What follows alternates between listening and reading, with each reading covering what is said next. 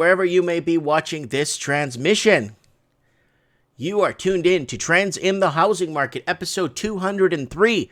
Welcome one, welcome all, where we discuss housing all over the Commonwealth, from Australia to New Zealand, up to the United Kingdom, across to Canada, and across the border to the United States. If you're in an English-speaking country, you are observing an economic takeover. Woo! Welcome to Trends in the Housing Market. So anyways, there's a few things on the go right now. So, in the housing, in perspective, what's happening with COVID. So anyways, guys, the date today is the 29th of April, believe it or not. We're 4 months are up into the year. We're going into summer already, pretty much. It's hot, it's really hot. And it is 2020, and we are arguably in 4 months, it's probably one of the worst years in history. Probably one of the worst years in history in the last 100 years. Right? So we got David Xavier in the comments. We got Denex Blue. There's no intro for Trends in the Housing Market. That's only Mike in the Night. Tonight is economy, economic housing, economic gold, oil, silver. We got Serenity Now in the house essay saying Happy Wednesday, Mike. Yes, happy Wednesday to you, my brother. Mike's in Toronto. No, that's actually, I think that's Auckland, New Zealand behind me there. I'm not sure. I think that's Auckland behind me. So, got the shades on. The sun is on nice and strong. Chilling it out. Don't know what we're going. Don't know what we want to do on Trends in the Housing Market. All right, guys, we need to get right away over to some, channel news, which is kind of important. And let's get over to the channel news here. Let's get to our, there we go, our cam right there. Okay, so here it is, guys. Channel news. Here she goes. Guys, I want to thank whoever's been emailing all these companies using my email. My subscription base has shut up like I got 80 subscribers. Somebody's been using my email and applying for a whole bunch of stuff. Using my email, going to a website saying, yes, I'd like more information, or yes, I would like to buy a Hyundai. Here's my information. So they put my address, my email, my phone number, everything. And my subscription has shot up like crazy. So whoever's been doing that the last 300-400 times, please keep doing it, because it's actually growing the channel. Thank you so much. Okay. Let's go up. Okay, we got Owen in the house. We got Ashima in the house. We got Double Dash in the house. All right, guys, important channel news here. Guys, please do not forget to set your reminders here. This Saturday, Mike in the Night's going to be a big deal. Come on, Mike in the Night. Hopefully the power doesn't go out in my house and I got to ship all the equipment over to my store. The Riddle. Come on, guys, watch The Riddle. It was really good. And I did a very important video today called Pension Disasters Ahead, the best and worst countries with pensions. So what I do is I go from the best country, right, English-speaking country, if you speak English, the best country with the best pensions thus far, going down the list. It's called Pension Disaster Ahead. You want to watch this one because I actually break down every English-speaking country on which country has the best pensions. I'll let you guys watch it. You wouldn't believe. Well, you'll know who's the worst country that speaks English that's got the worst pension plan right now, or the pension plan is pretty much on the hook. And we're talking senior pensions, we're talking military pensions, we're talking everything. So guys, don't forget, homeowners are going broke. You want to watch this one too. This is a big deal. Homeowners are going broke. They can no longer apply. So there's all these articles going up for housing, like saying, yeah, people aren't tapping into their home equity loans, and people haven't been applying at banks to create more home equity loans. Yeah, right. They're over-leveraged. They have no room. Their total debt service ratio is nothing. The ceiling, they're above the ceiling. There's the ceiling. They're on top of the ceiling. The roof is on fire. And that's what's happening, guys. So what's happened is people are so over-leveraged that now they owe more money than what they're worth, because they've been borrowing against their homes. Their home values are going down, and homeowners, oh, I notice these people aren't applying for loans anymore. This is really good. No, it's not, because they have no room to apply for loans. They're overextended. They're over leveraged.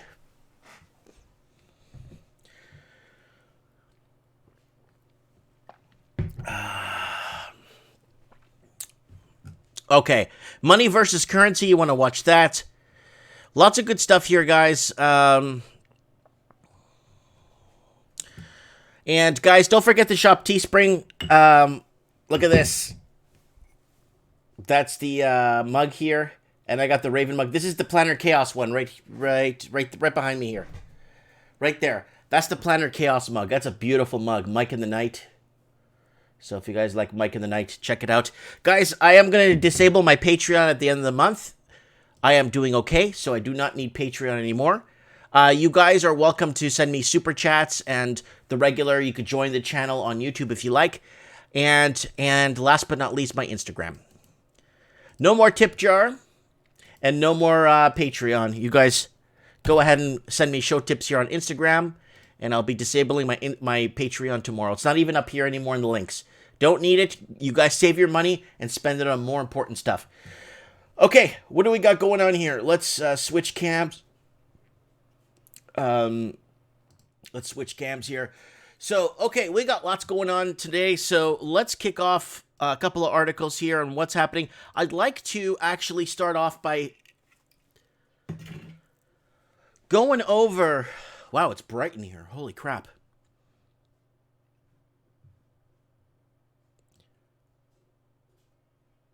Okay. Terry Tony's in the house. 26 Gunter's in the house. Brother John is in the house. Brother John says, you got rid of the hair. Cool. You look like Pitbull, Mike. Yes. Excuse me, but I might take a little something I could tonight. I might take you home with me if I could tonight. We might not live tomorrow. All right.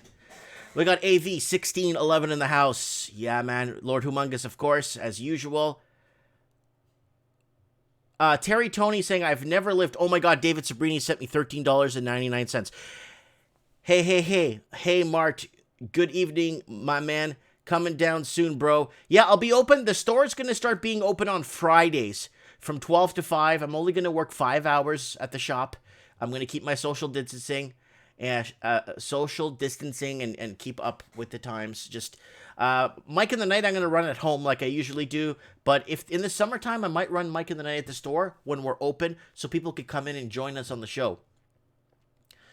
We got, hold on, 26 Gunter. Okay, so Terry Tony says, I never lived according to the system, wouldn't know how. The world never was designed and engineered for the unknown.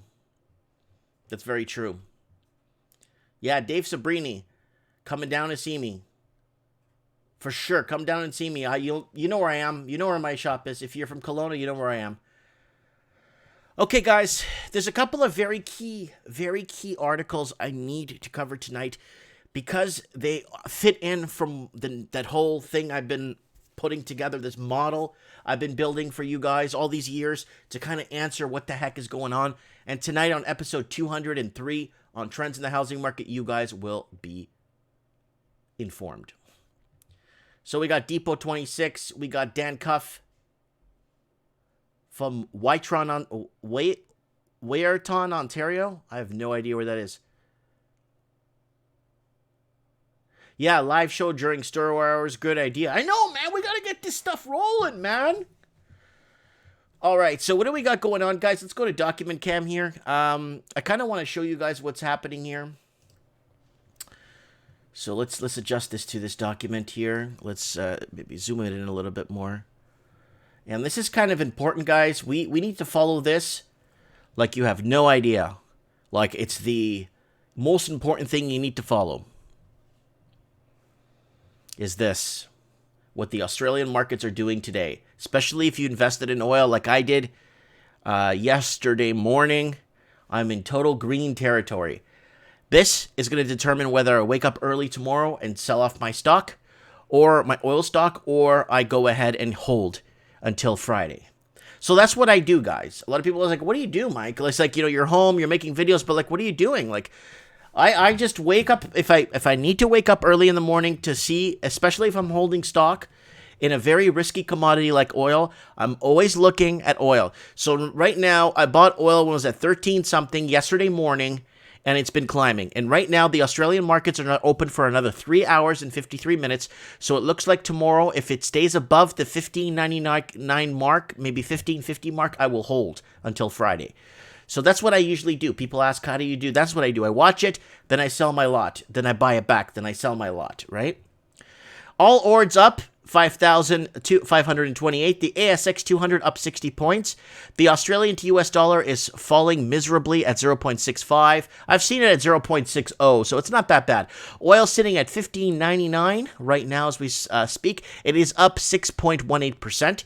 Gold is at $1,725.60 at $12.20, up at 0.71%.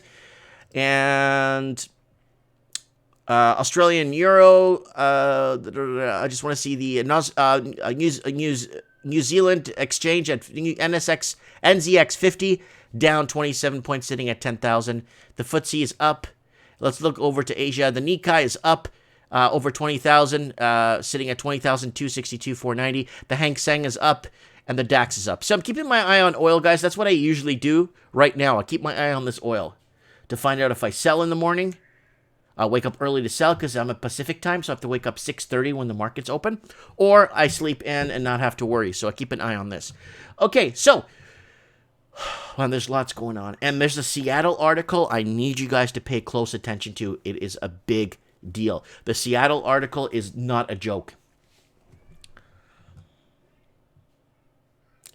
So we got Bird 718. What up, everybody? Lord Humongous. Thousands of tankers sitting offshore. Oh, for sure, yeah. It doesn't mathematically make any sense, but it's so volatile. It's so tempting to play, right? It is volatile. So I'm okay. Like, as long as I could wake up early and I could see, okay, I'm in the green still, okay, I'm okay to go to sleep and wake up around noon. Then watch the markets before they close to see if it looks like I should be selling or buying, right?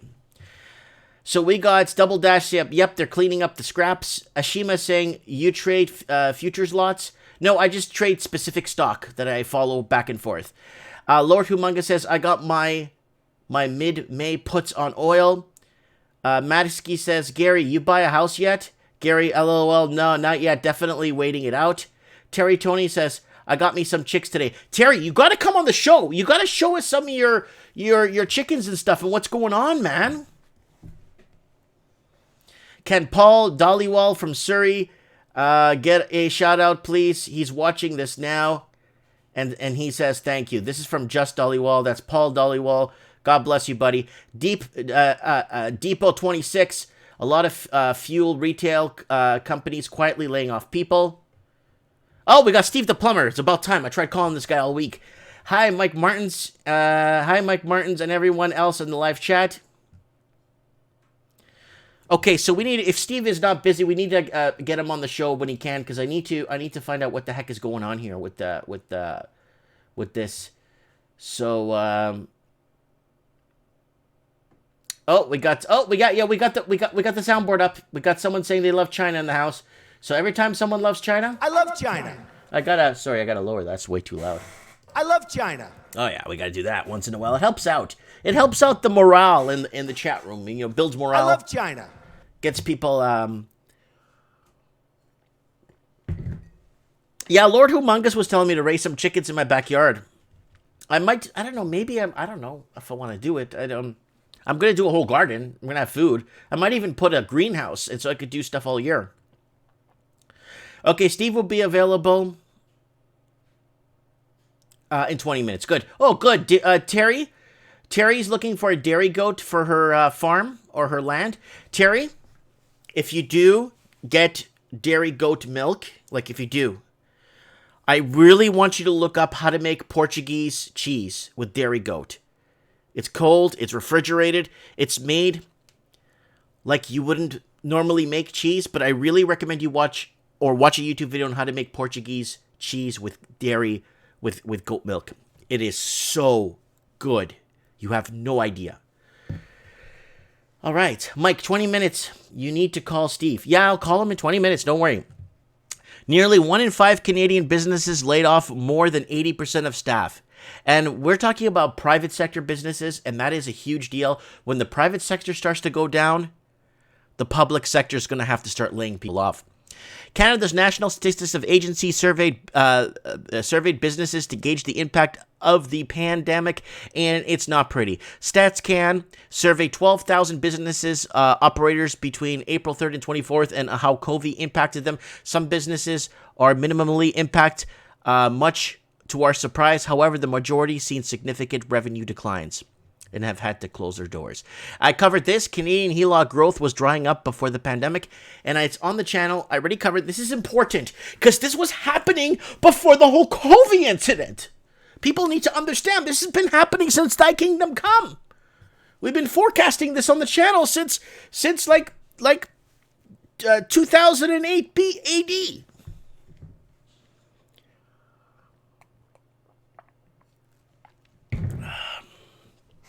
Steve Stevens says, if I'm using a green screen, I'm using a blue screen. It's a blue one. Watch out for weasels. They love chicken. And then, and then tomatoes. The tomatoes, I'm not sure. I think it's womp rats or something that eat up all the tomatoes. So you got to watch out for that too. The world parasites are punishing Americans. Well, you know what? America the brave. They've got they got the power they need to change things in a heartbeat if they have to. Okay, so guys, I got some good news, and this one is this article here is dedicated to my man in the comments, Gary Medeiros. Now, this is actually a big deal. So this is what they're forecasting here. TD now forecasting Toronto home prices to increase by 7.8% in 2020. Now, let's take 2 steps back here. Heck, let's take 3 steps back. How the heck is the Canadian proper who has to save 30 years to put a 30 years with an average to high-paying job to put a down payment on a 1-bedroom condo?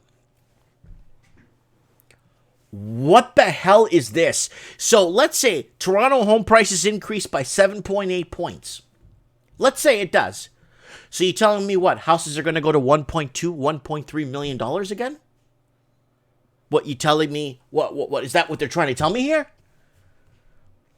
So this is Organized Bank is saying TD now forecasting Toronto home prices to increase by 7.8%. How's about we rephrase that? And we say TD. Okay, where's that? You're not a nice person.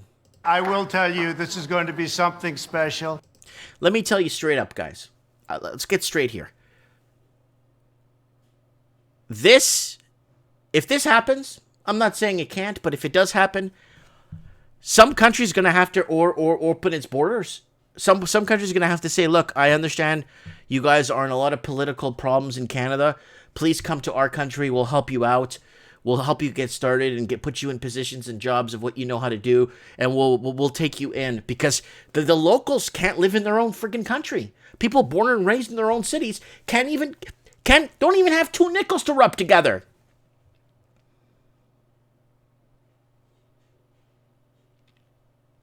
So we got Gary saying bull in the comments there. Gary saying bull. Okay, so. How do you figure this out? Unless everyone gets a 7.8% raise, it still wouldn't be. Even if people got a 30% raise, they still couldn't get into an average home. 30%! Let's say minimum wage was like Australia. Right now, minimum wage in Australia, I think it's $20 an hour. Let's say it was like that. You still couldn't get anything. So Lord Humongous is saying banks lie. Come on. Banks don't lie. I don't give out my number to anybody. Okay, I don't give out my number. So, but still. Mexico. Like, I can't believe TD forecasting Toronto home prices to increase. That's a really... I gotta get Gary the hell on the show. Gary, you better be up right now, because I'm calling you right now. I don't care if it's not sunny where you are. I'm calling you right now. Good, I haven't chatted with him in a month. How's the situation in Russia? Mexico. Gary, turn on your Skype. We gotta find out what the heck is going on here. Oh, he's not picking up. Damn, he's not picking up. I really wanted to get a hold of him. I wanted to ask him because he's been looking in the Toronto market to buy a house for a long time now, and it'd be nice. Just Cringe Diversity Channel in the house. Gary. Hello. Hey, bud. Dashbone. I'm okay. How are you? I'm good. Hey, okay, so what's going on here? Why is TD sending this bold statement across Toronto stories and it's picking up other mainstream media is picking it up? And I saw it on City 24 or something that TD is now forecasting Toronto home prices to increase by 7.8% in 2020. And this article is from today. I don't know, man. I don't buy it. There's no way that's going to happen, in my opinion, not with everything going on the way it is. It doesn't make sense. They're trying to pump up this narrative so much, even at a time like this when everything's all messed up. It doesn't make sense. Well, because the banks know if people can't withdraw from their homes or use their lines of credit or their HELOCs or second mortgages, whatever country you're in, whatever they call it in your country, they need to. What the problem is, they need to figure something out because if the price of housing, okay, Gary, let's argue it does go that high, and then what? Where are the Canadians gonna go? I have no idea. Because the Canadians can't get into anything. I talked to a guy. He says, "Oh, I work as a practitioner, and my wife works as an X-ray. She works with X-rays, doing X-rays and CAT scans and stuff." And I spoke to him the other day. He says once this virus thing lifts and everything starts to resume back to normal, he said he's moving to Montana. He said he bought a house. He says he's been watching my show for years. He said he found a house in Montana, 4 acres of land, $220,000, and it's a beautiful log cabin that was purchased. And he said, I'm done. I'm going to work in the local hospital there, 25 miles out of the major city, buy an SUV, go into work or a Jeep, go into work, and that's it. He's like, I'm not dealing with this anymore.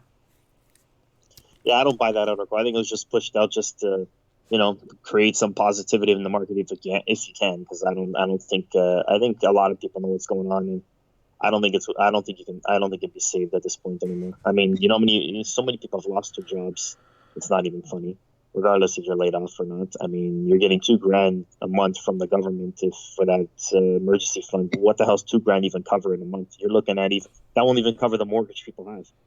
That's true, because a lot of people are over leveraged. They're borrowing almost anywhere from $600,000 to $1 million for an average wage home.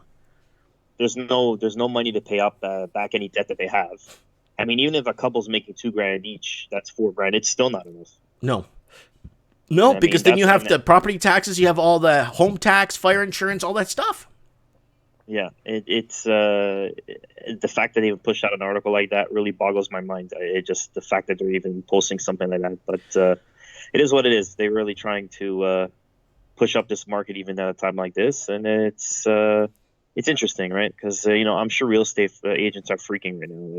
Freaking about how things are. Right? Okay, here's the deal. Let's take a look at this article again. Let me tell you how, honestly, for them to pull a stunt like this. Okay? This is very dangerous. Can I tell you why I think it's dangerous? It's because people who are on the hook with mortgages and have a HELOC and have a little bit of space because they got their values of their homes back, and some of them came in a bit high, and they figure they could just use a little bit of more equity to keep them going. So they're going to put themselves into more debt because they believe their house is going to go up 7.8%. So on $100,000, right? That's $7,800. On $1 million, that's $78,000, and the average home is in and around there. They think they have a little bit of wiggle room. This is so dangerous because people think, hey, if the bank is saying this, then this way I could get myself a little bit more from my house and borrow from my house a bit more. This will give me the extra leg room I need until this whole sickness passes, right? Yeah. That's why I see it dangerous, because people think that they're okay. Yeah, I don't. Like I said, I don't buy this article. The fact that they even released something like this is a joke. It just doesn't make sense. I mean, the recovery time for this economy, it's not going to be. And Evan has said this, Steve, and pretty much everybody's been saying, and it's, I believe it. It's not going to be no V-shaped recovery. So I don't know where these people are going to get this 7.8% increase in the market when nobody's going to be able to, nobody's going to get, I don't believe everybody's going back to work. Unfortunately, I think it's it's not going to happen. I think a lot of people either going to stay laid off or they're going to forget, unfortunately let go or whatever the situation. I don't believe everybody's going to go back to work. It's just the reality, unfortunately. Mm-hmm. So here we go, Gary. Newfoundland, Labrador sales are down 49%. Then we got Prince Edward Island sales down 4.9%, Nova Scotia 28%, New Brunswick 2.8%, Quebec 23%, Ontario 27%, Toronto 23%, Manitoba 17%, Saskatchewan 36%, Alberta 32%, Calgary 31%, British Columbia 22%, and Vancouver 16.1%. That's a home sale change, and that's, yeah. Prices across the board here, there's a couple of them in negative territory, and there's a couple of them in positive territory. Like Prince Edward Island is up. Let me check Ontario here. Ontario looks like it's still steady. So does Toronto. And Manitoba looks like it's going down. Saskatchewan is going down. Alberta is going down. Calgary is going down. BC looks like it's trending down. And Vancouver's trending down. But it looks like Toronto, according to what TD is reading off of these graphs, TD is in strong belief that housing could go up 7.8% in 2020. Yeah, not happening. Not happening. Yeah, I don't know why they would put, because that is very dangerous material to put out there, because then people will say, oh, but TD told me, if I could borrow some money and I need it on my house, it's okay, because TD said it's going to go up 8%. I think that article was put out purposely just to get people to get into the market, to freak people out and be like, you know what, we better get a house. And that's basically what that article is doing. Mm-hmm. That's what I think. Anyway, going to something else for a minute, condos. I don't know, condos are starting to decrease as much as real Kevin Thompson wants to deny it. But I know for a fact that 3 condo developments in Yorkville, in Toronto, have been are in receivership. So 3, those are the 2,000 condos gone. All those and mostly all of them are most likely investors, so they're probably shitting bricks right now, trying to figure out how they're going to get their money back. Oh, especially three condo developments done. The problem with being an investor, you could walk away from the clients and they can't do nothing to you because prices go up and they put a down payment 2 years ago. As a builder, you could walk away from the clients and they can't do nothing. But as a builder that's actually building and not taking pre-builds in to account and just building and then selling when it's built, oh, those guys are on the hook right now and they're in a lot of trouble. And some builders still do that the old-fashioned way. You know that, Gary. So, that's 3 condo developments too, not just three projects that got basically lack of money, I guess, or whatever happened money wise. Well, but they're blaming it because of the COVID-19, but there's more to it than that, in my opinion. But yeah, that's 2,000 condos gone. So wow. Yeah. So let's get hypothetical here now. I like to get hypothetical. What do we do, Gary?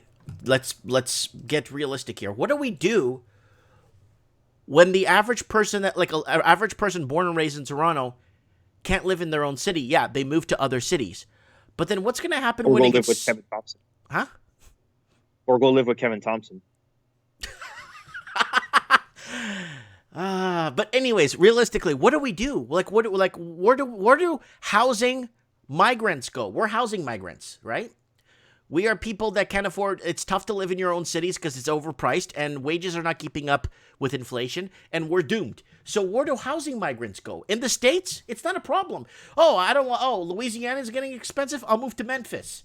I don't like Memphis. I'll move to Rhode Island. I don't like Rhode Island. I move to San Antonio, Texas. You could pick anything. You could pick your climate. You could pick your language. You could pick anything you want in the States. In Canada, you're stuck to 3 cities. That's right. So, yeah. I heard London, Ontario is going down in price right now. Yeah, I'm not too familiar with London as far as their housing market goes, so I can't really say too much about that. Okay, London, Ontario is going down. I know, places are seeing a big Everybody's hit. I think things are on the decline. That's for sure. I'm not saying things are 50% down, but things are at least 10-15% down right now, maybe even more than that. But based on what I'm seeing, I mean, people at this point who are selling now either have to sell, and people who are buying right now are most likely either move-up buyers or getting like I said before, getting co-signed by family members or whatever the situation. That's the only way I think China. These houses are even selling right now. Mm-hmm. Mm-hmm. So, It's very So move up interesting. buyers, I think, have a chance. So because if they got a house, they can definitely sell that and get something else. And as far as first-time home buyers, I don't think there's much of them out there unless mommy and daddy co-sign. The problem That's with pretty first-time much it home there. buyers, is they're back in the 80s, 60s, 70s, 80s, and 90s. They were the number one people to target. They were getting new jobs. They were getting set up with good positions at work, and they were working their way up the ladder and building a life for themselves so they could raise their kids and send them to college, pay off their homes in 7-8 years. Those days are gone, Gary. Now we're in this debt mode. This debt mode that you have to be in debt. You're gonna have to owe for your house till the day you die, and it's disgusting. Yeah, it's pretty messed up. Yeah, it is what it is, I guess. It's disgusting. And it's true. By the way. Real Kevin Thompson, it's true. I'm just answering a comment he made. Yeah, It's real very Kevin true. Thompson is I think he's in a different dimension, to be honest. He's got blinders on to the world, which is fine. I mean, a guy like him, having blinders on the way he does, makes sense in my opinion. Well, that's not good if you go to a club or a gentleman's club. Well, then I think we both know that guy ain't no gentleman. So. Oh, whoa. I fully understand. Okay, Gary. So all right. So this is bogus. This article. 100%. I think it's just trying to add fuel to the real estate market, in my opinion. Okay. Getting people scared. I got something up your alley right now. Let me go to article cam right here. Article cam, please. Toronto home sales plummet in April as Covey shuts down and hits the market hard. There you go. Mm-hmm. That's the article there, and that's from the Globe and Mail. Oh, I was going to say, it's not on your screen yet. I was going to say, I haven't seen it. Oh, it's right here. Globe and Mail. So there you go. That's your article right there. That's this. Gary Medeiros approves this article, right, buddy? Well, it makes more sense. It's more related to what's going on, in my opinion. Mm-hmm. Mm-hmm. Yeah. And yes. All right. All right, then. Let me let you go. And I like your feedback there on what's going on. On the line, I want to hear what Steve has to say. Yeah, we got to hear what the hell Steve's talking about now. All right. Yeah, for sure. You have a good night, buddy. You take care. Okay. You too, man. Thanks again. Okay. Bye. Okay. Bye. That is my man, Gary Medeiros. Lots of respect to him. Lots of respect to Gary Medeiros. Let's get, okay, where is he? Where is Steve? Stevie! Let's get him on the show. Let's get Steve on the show. It's kind of important to get him on the show. I wonder if he's ready. He should be ready. It's been 20 minutes.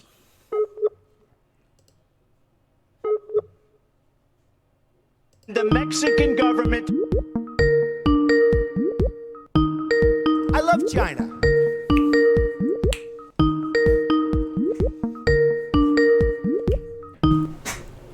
Hello. Steve, long time no speak. How are you, my brother? I'm good. How are you, Mike? It's been a whole week since we spoke. It absolutely has Mexico. been. Any chance I can call you back in about 5 minutes? Do you mind? Yeah, 5 minutes? Okay, go ahead. Thanks. Bye. Okay, bye. So that's Steve. He'll get back to us. He's just across the street from the McDonald's right now, so he'll give us a call when he's ready to go there. So let's go. Toronto home sales plummet, so we'll leave that with Steve because he's Toronto. This is a big one, guys. If you're living in the prairies, housing sales down over 50% in Saskatchewan due to COVID pandemic. Dave Sabrini, send me another $5.49 for coffee. I got the Raven coffee mug. Dave, why don't you just join the channel? Go to the channel here, dude. You're already hooked up with YouTube. Here, let's do a quick channel plug here. Dave, listen to me, buddy. Go like this and you don't have to worry about that anymore. Go here. Go, whoops, I got the wrong one. If you guys, I'm going to be shutting down my Patreon. So if you guys want to come on YouTube, that's fine. Go here on the channel. Let me go to article reading. And let me see if I can get this here. Click on here where it says join in white. You see that white there that says join? Join the channel. And then it just charges you $1 or $5 a month. And you get a little symbol beside your name. You get a little symbol, a little symbol right beside your name, and people know that you're a member of the channel. So if you guys want to donate $1, $5 a month, or whatever you want, go to here and join the channel, guys. I appreciate that very much. It really helps me out in the month's end. It's nice. I'm getting rid of the tip jar, and I got rid of the, tomorrow I'll be, at the month's end, I'm going to be getting rid of my Patreon account. So it's just like this. Just simple, keeping it simple. And mugs, yeah. Oh, I love this mug. It's right behind me. See, right there behind me. Planner Chaos mug. Future Sight. And guys, if you want to send me, if you don't mind sending me show tips here, please send me your show tips. There's my Instagram. Send me show tips.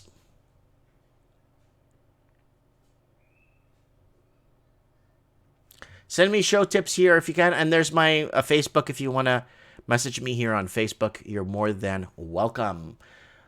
All right. How's everyone doing out there tonight?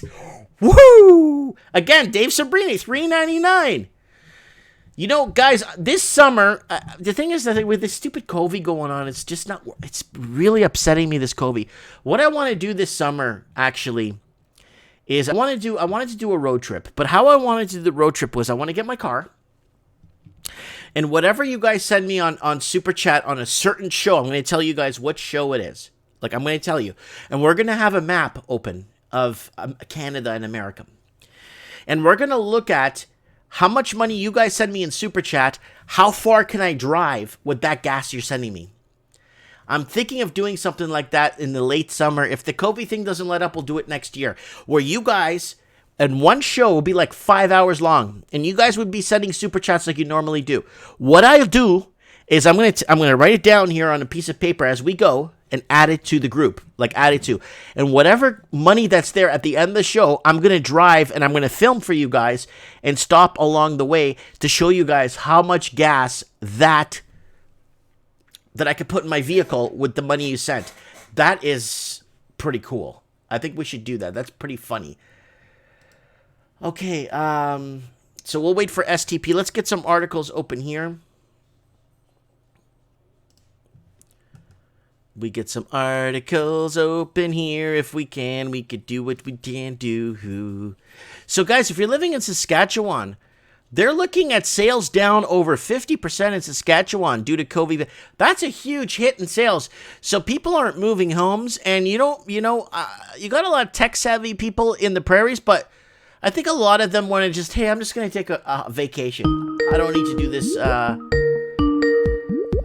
We got Timothy calling in. We'll talk to him later. Actually, Timothy, we'll call you on Mike in the Night, buddy, and follow up with you on that show in like 3 days, 2 days, your time. And let's move on here. Before COVID, okay, guys, this is the article I wanted to bring up for you guys. It's very, very important. This is the one I want you guys to really focus on because I need your attention for this, okay? Here it is. Before COVID, rise in Seattle area housing prices outpaced by only one major U.S. city. So Seattle, out of nowhere, went from the average selling 235, 400, 300,000 a home to like almost $1 million a home in 2.5, 3 years. How? Foreign buyers tax. Foreign buyers tax was introduced in Toronto, and half the people went down to Seattle. I have a video here on my channel. I want to show you guys, and I want to see if I could find it where I actually discussed Seattle and Toronto are going to get hit by foreign investing 3-4 years ago before it even happened. And we discussed on the show how Seattle's getting hit in a really intricate way because a lot of homes are purchased in corporate numbers. So go to the magnifying glass here on my channel and then type in, let's see if Seattle comes up if that article comes up. Seattle housing crisis, Chinese buying up, Seattle freeze, Seattle housing crash, kaboom. I'm just trying to see, Seattle versus Vancouver. This is me predicting Seattle heading for a crash. Look, Seattle disappearing middle class. This is a very important. It doesn't even have 500 views. Seattle's disappearing middle class. Now, people, all these channels are making these videos now. They look like heroes. It's like, I've been here for years doing this. Seattle housing market in trouble 2 years ago. Oh, here it is. Here is the article. Here it is. YouTubers. Here's the article from 2017. Now pay attention, guys. Foreign buyers overlooking Vancouver heading to Seattle in a frantic pace. Wow. Wow, that's just a link to there. I don't know why it's going there. Like I thought I had a link. Foreign buyers overlook Vancouver heading to Seattle in a frantic pace. So after they implemented the foreign buyers tax, I'm not making this stuff up. I'm not making this stuff up. After the foreign buyers tax was implemented in Vancouver, everybody went to Seattle. And look what's happening to Seattle now. It's completely unaffordable. Now everyone's moving to Salt Lake City, Utah, into other cities in the interior. Now hold up a sec. Hold your horses. Where did everyone else go to? Let's see if I can find the Toronto one. Okay, let's find Toronto. Toronto, most unhappiest city. Toronto foreclosures. Let's see if I could if I could find the Toronto one where people are leaving Vancouver because of the foreign buyers tax at Vancouver, and they run over to Toronto.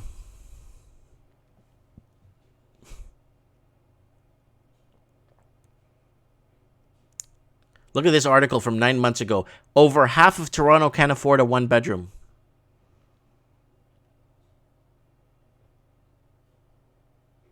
Oh, remember this garage that was for sale? Couple of $800,000 for this garage?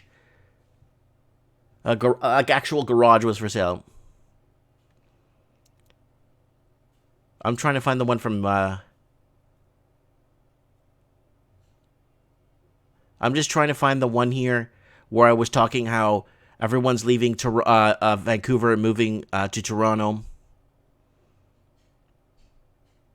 Here it is. So housing crisis, Toronto, foreign tax. This is from 3 years ago.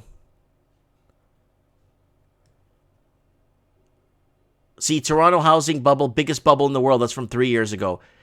Housing crisis, Toronto. Toronto plunges negative housing crisis. So it comes in waves, right? All it takes, here we go. Toronto housing market on fire. Yes, it's out of control. The city, the greater GTA is rallying. Is this the one where I'm outside? Oh yeah, I'm in my house. This is still after the foreign buyers tax. So I'll find it and I'll actually Toronto housing. I gotta find that article for you. I'll take my time to find it because it's a really good one where I discuss, just like the Seattle one, I showed you guys the Seattle one, where people have left Vancouver and they overlooked Vancouver and they went to Seattle to invest in properties. Like a Canadian has a tough time going into America just to buy a property. They ask you all these questions. It's really complicated. They think you're going there to work. But a foreign investor, oh, come on in, man. Bring your money. Park it over here. All right, let's look at gold and oil, guys. We got to keep an eye on oil and gold, guys. The markets are still open in Australia. Oil's up $1.63. Nice.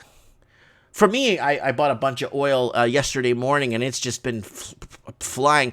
Gold is up to $17.25, up $12.20.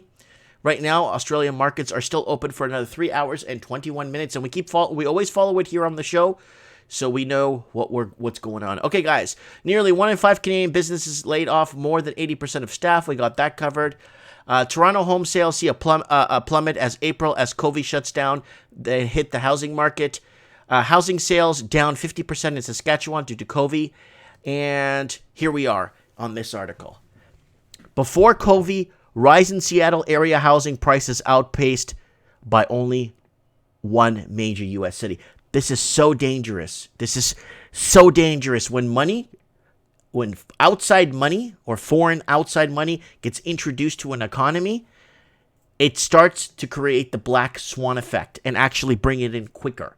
But the problem is if you keep bringing in more money it's going to start transitioning the people that live there basically are get out. The people, the locals that live there, out because they can't afford to live there anymore.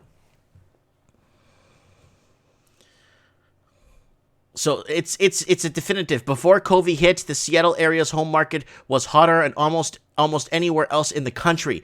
In February, home prices around Seattle were increasing 6% year over year, faster than any other major city in the country, save Phoenix, according to the latest rise in S&P CoreLogic Case-Shiller. So there it is, guys. There's the price of housing there in the Seattle area. And there's the national price right there. Can you believe that? That's how much of an impact. And I love it. I love it when they keep blaming the tech workers. Oh, it's the tech workers. Yeah, right. I've read 50 articles with tech workers where 8 of them are living in one house. 8 of them. Mexico. 8 of them are living in a house. And they're tech workers working for IBM, Microsoft, working for Yahoo and Google and Alphabet and all those places. And you know what they're doing? I love China. They're all sleeping on couches, these tech workers. So it's not the tech workers. So we got BC Matrix saying, there it is, Phoenix.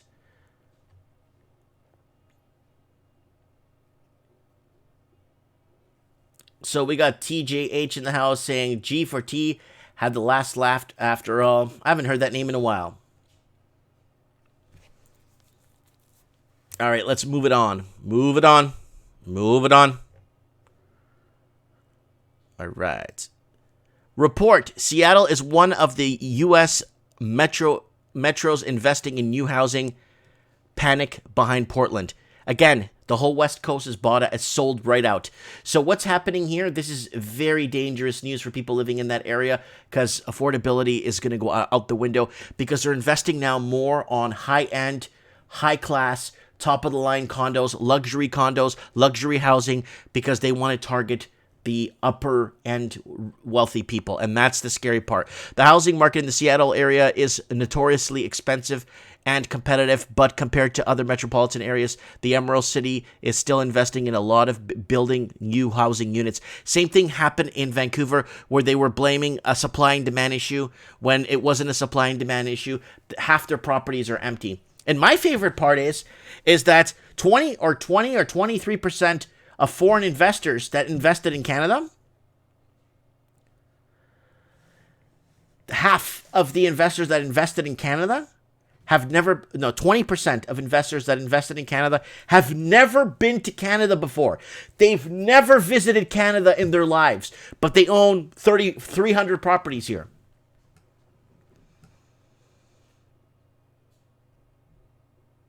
Craig Cook in the house, Gary Madero's in the house, Supreme Canada in the house, 2-time world champ in the house. So, yeah.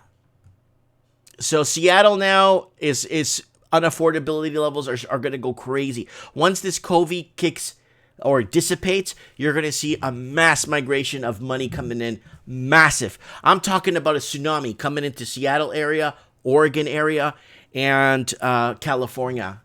And they're going to move east, and then New York is getting hit hard, and Massachusetts is getting hit hard right now.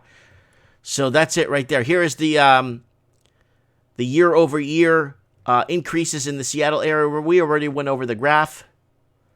Now, we got here from the CNBC channels new because, I don't even know this, broadcasting crap. California News Broadcasting. What does CNBC stand for? California's News Broadcasting crap? Okay. U.S. new home sales tumble in March. Mexico. So there it is.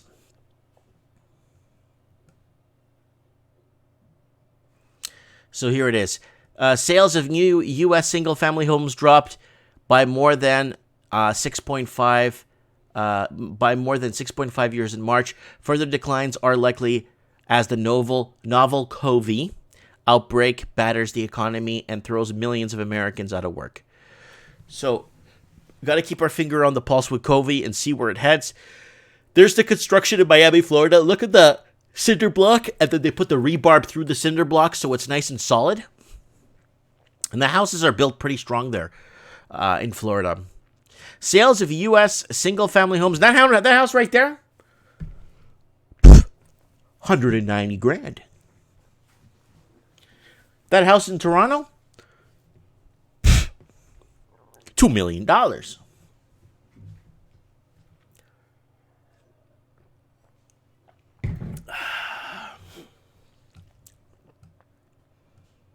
All right. The Commerce Department said on Thursday that new home sales fell 15.4% to a seasonally adjusted annual rate of 627,000 units last month. The percentage decline was the largest since July 2013. February sales pace was revised down to 741,000 units from previously reported 765,000 units. So that's what's happening there. New York Times, U.S. pending home sales fall sharply in March. Okay, we know this is happening. Housing demand may have started to bounce back from COVID impact. Okay. Pending home sales, a measure of signed contracts not closing, are about 32% lower annually now, according to research by Zillow. But the week-over-week change is pending sale units turned positive in 7 days that ended April 15. Then pending sales rose 6.2% week over week as of the 7 days ending April 19th. While traffic to Zillow listings in some markets is still down from a year ago, the national total jumped 13% annually for the week ending April 13th. So there it is there. Newly built home and existing homes. Sales are dropping off, of course. COVID is to blame. I don't know what the heck this is. Oh, this is from London, England. I think they had an article here. Yeah. Oh, come on, man. Shocking report shows 2.5 million Londoners already live in poverty with COVID recession expected. Oh, yeah. There's like 20 million people in London living in severe, really bad housing situation, like really bad. We're not talking about sitting on this nice white leather couch. I'm talking about living in like weird arrangements. You know what I'm saying? So there it is, guys. A total of 2.5 million Londoners, around 28% of the populations were in poverty last year, compared to 22% of the rest of the country.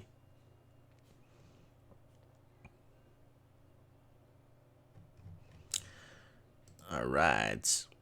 So here it is. This is from the Irish Sun. COVID in Ireland, virus can't kill off the housing demand. We'll have the same shortage after COVID-19. Guys, the reason why I bring up this articles from Ireland is, one, it's an English-speaking country. Two, they're in the Commonwealth. And three, I'll explain to you what's going on here with this. 2 years ago, Ireland started seeing this weird phenomenon of foreign investing. They've never seen that before. They've never seen foreign investing before in Ireland, in Dublin. People would be walking to work and they're like, why are all these people outside this house? Oh, they're bidding on a home. They're like, why? And it's completely transformed the city of Dublin. It doesn't even look like it's Ireland. Well, it's in Ireland, but it doesn't look like it's Ireland anymore, right? And it's completely transformed cities, and a lot of people have been getting upset. Affordability levels are right out the window for people living in Ireland, and it really hurts the Irish proper that they have a tough time living in their own homes. So they're blaming, just like they did in London, England, just like they did in Vancouver, Sydney, Los Angeles. Heck, right now in Seattle, we read the article. The same thing they're blaming. Shortage of housing. Shortage of housing. Shortage of housing. They keep blaming shortage of housing. No one's looking at it. Probably 20% of the homes are empty there in Ireland. They're not looking at that. They just need to build more so they could sell more. Right? They could feed the demand, the tsunami wave that's going to come in. I'm going to make a separate video tomorrow discussing what's going to happen on the West Coast after this whole COVID thing lifts up. Ooh. If you think things are expensive in the West Coast, watch out. Housing market predicted to pick up as COVID restrictions ease. This is New Zealand. The ability to finalize sales grounded a halt under level 4. Where's Steve? He never called me back. Maybe he got called away to something. Let's get Steve on the show real quick and find out what the heck is going on in his neck of the woods.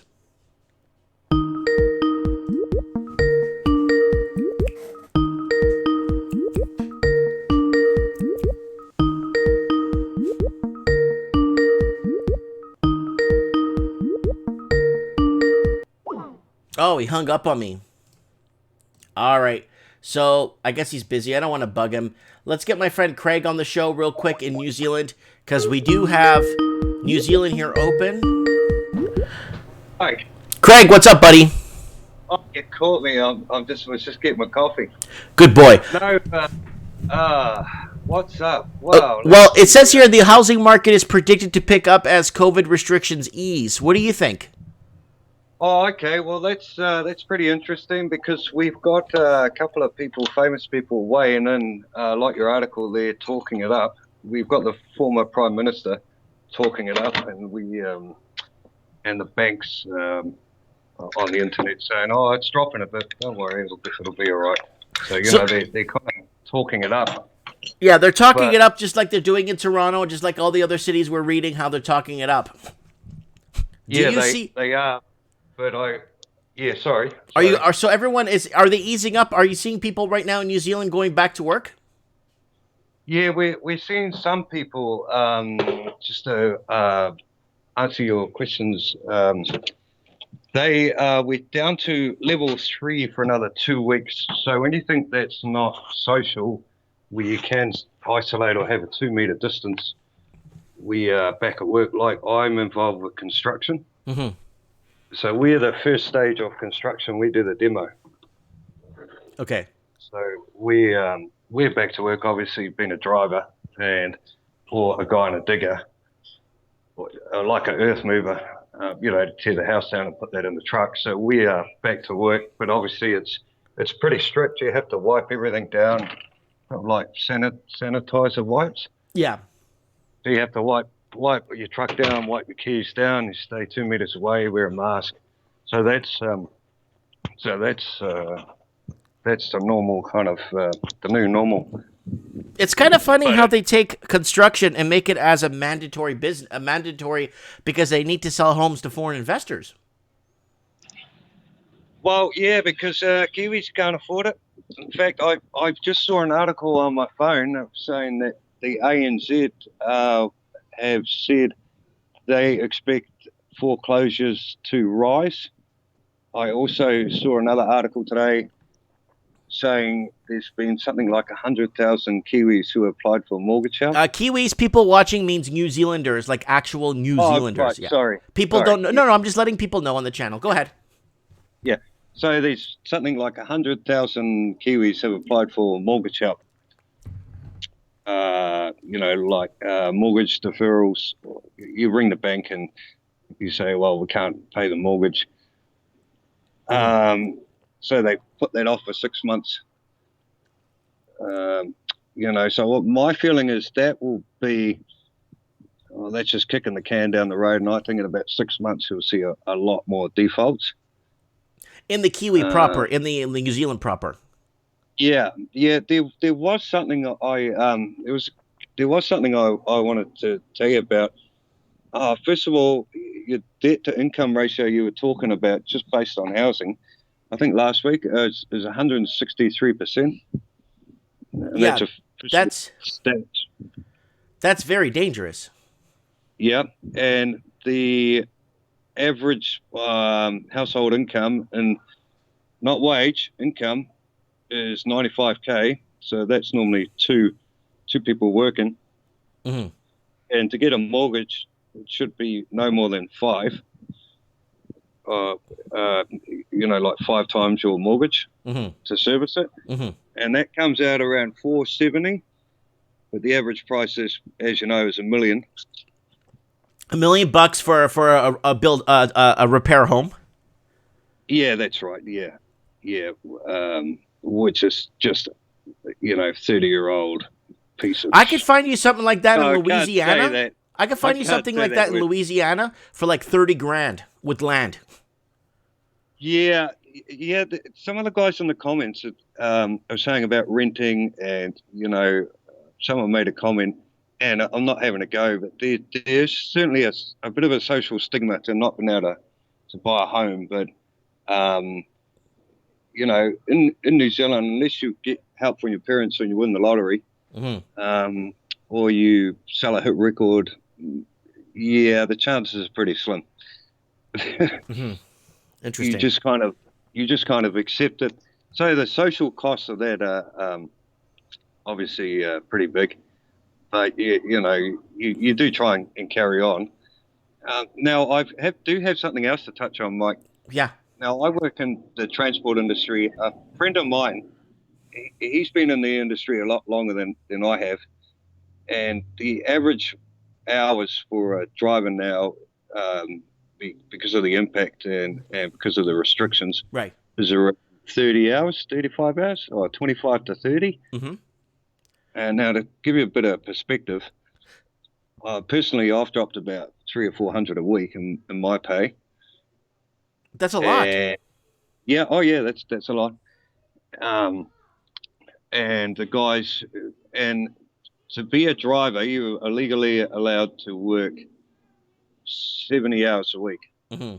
So those guys who drop from 70 hours to 25, 30, they're down $500-600 dollars a week. Yeah, dollars a week. That's a lot of cake. That's a lot of cake, and that's the whole industry. Now obviously, if you talk to some people, they will say, "Oh, it's not like that for us," but we're doing really well. And because I think there's a bit of a surge, because there was obviously a bit of a build-up of people bought things and they want them delivered. So I think you're talking see about or backlog of things. backlog. Yeah, that's a good word. Yeah. So I think that we'll see, a bit of a catch up and a backlog, and that might go for a couple of months. Because, like I said, we're on level 3 now, and then we go back to level 2 in another week or so.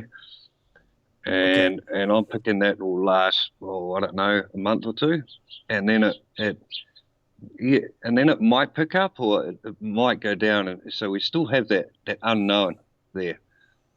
Mm-hmm. So the unemployment on a national level, they're talking about could go to 26%. That's around 200,000, which is something like 3 times worse than the GFC. Oh, and, I actually saw an article on that earlier. That's dangerous. That's dangerous spending levels, dude. Yeah, I sent you those articles. And the government's talking about, because I know in Australia they gave them a bit of a stimulus, like one-off. Everybody gets $500 or $1,500, like a one-off check. I think they're talking about doing that here too. Okay, well that could alleviate some of the sorrows or some of the pain that people are going through. It's not much. But, I mean, if it was 50 years ago, that would be a lot of money. But right now, I mean, that barely buys you groceries for like 3 days. So, depending on... Oh, yeah. So, and the other thing, too, to think about, I'll just throw this in the mix. Now, when it rolled out, the government said, we'll give every business 12-week wage subsidy. Mm-hmm. Right, now that ends in about... I think we've got we've got about 6 or 7 weeks left of that. Okay. So a lot of businesses are, obviously going to struggle after that. Mm-hmm. And, so that's a problem. And from that was my other point. Because that's great for the workers, because that was for the wages, but there was nothing given to the businesses for their overheads. Oh, God forbid they actually help out the private sector businesses. Yeah. So the general consensus of my mates is, well, listen, if we can, we get 12 weeks, and we're all kind of hoping, fingers crossed, that we can kind of get back to normal and the business can start bringing money in about 6 or 7 weeks. And if they can keep some money, well, good on them, because we get to keep jobs. Good. That's a good thing. If you know what I mean. I know what you mean. Okay, Craig, we're going to let you go. Thank you for the updates. Right. And hopefully we'll probably see you on Mike in the Night. Yeah, I'll see how I go. And there was another thing, just the last thing. They've started to hike the cost of food up. The supermarket. Yeah, that's been a problem. The price of food's going to go up, even though the price of transporting the food is down and the price of producing the food is down, because the price of fuel is like 80% lower than what it was 3 weeks ago. Yeah. So I'll give you quick examples. Mike, I know you're a busy show. So I went to the supermarket. I'd like to buy some bacon. And so my $7 pack of bacon went up to about $16. Whoa. Yep. $7 to $16. Just for 900 grams. And then I was talking to a guy today on site, and he operates a lift on the side of a building. It's like a goods lift. Now, he was telling me he was looking, because they've opened up the takeaways. You can't go into the restaurant, but you can do takeaway. So they can do delivery, or you can go and pick it up. Right. So Pizza Hut used to have $5 pizzas. Okay. Now they've gone up to $16, $17. From $5 to $16, $17. Is this in pesos or like? No. Yeah, Kiwi. I think. It's Kiwi still a lot of ruble. money for you guys. I think it's Kiwi ruble. Kiwi ruble. Wow. All right. Hey, I'll keep watching, but I appreciate the call. And good show. Thank you, Craig. God bless you. Okay, bud? No, thank you very much. It's great to be able to share, and I do look forward to the show. It's really helped me get through. We're going to talk our way through this. Don't worry. We'll all talk ourselves through this. Well, yeah, also, deal with it mentally, because it's quite easy if you're sitting in your own country to look at it and say, well, I'm a loser because I can't buy this house. But to actually find out and see, no, they're doing this all around the world. And it's happening all over the world. Same patterns. Yeah, it's quite a relief. It helps you cope with it and carry on, I think. Just another perspective. But I'll keep watching. Thank you, Mike. Thank you, Craig. You take care. Thank you. Bye-bye. That is Craig from New Zealand giving us a little bit of an insight on what is happening down in New Zealand. And that's kind of important because right now they're at level 3. Hopefully in a couple of days they'll be up to level 2. They'll start easing restrictions and everyone can get back to their lives.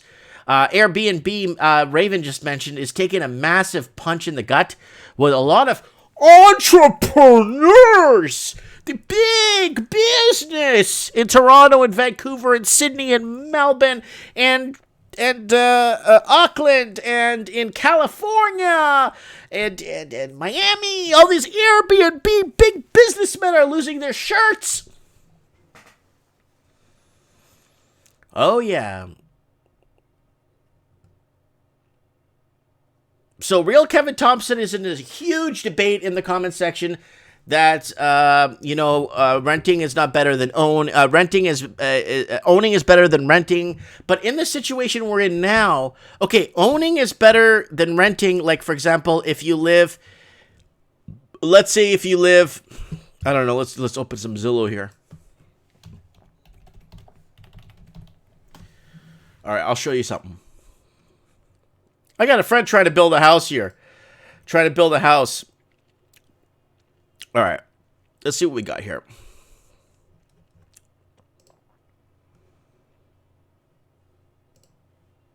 All right, let's find something here.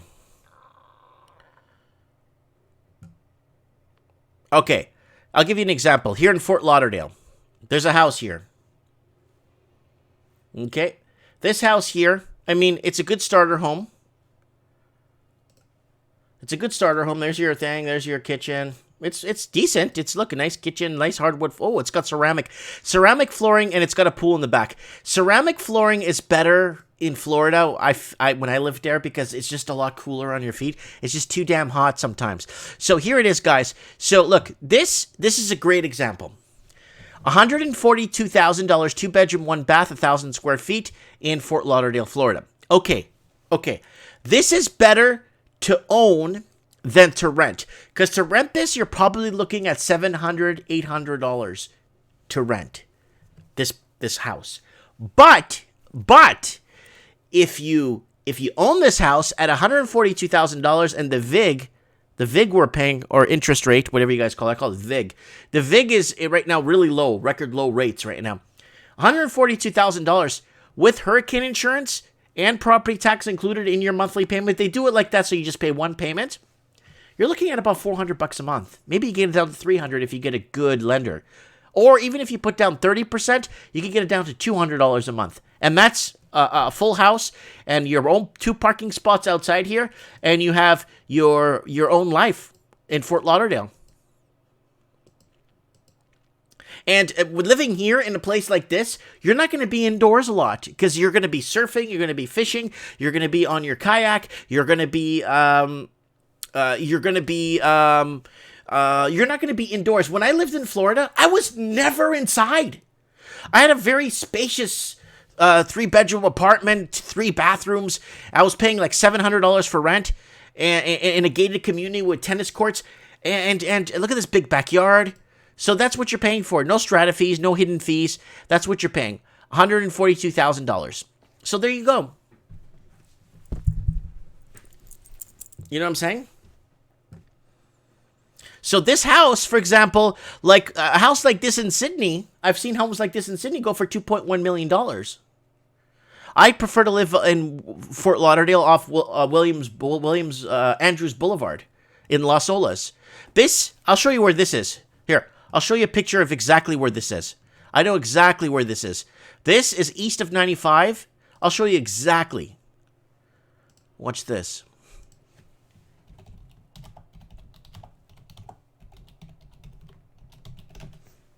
This is where it is. This is close to where this is. Right here. It's here in this area like this. My big fat head's in the way. Hold on. It's not far from this area here. You can see behind my head here.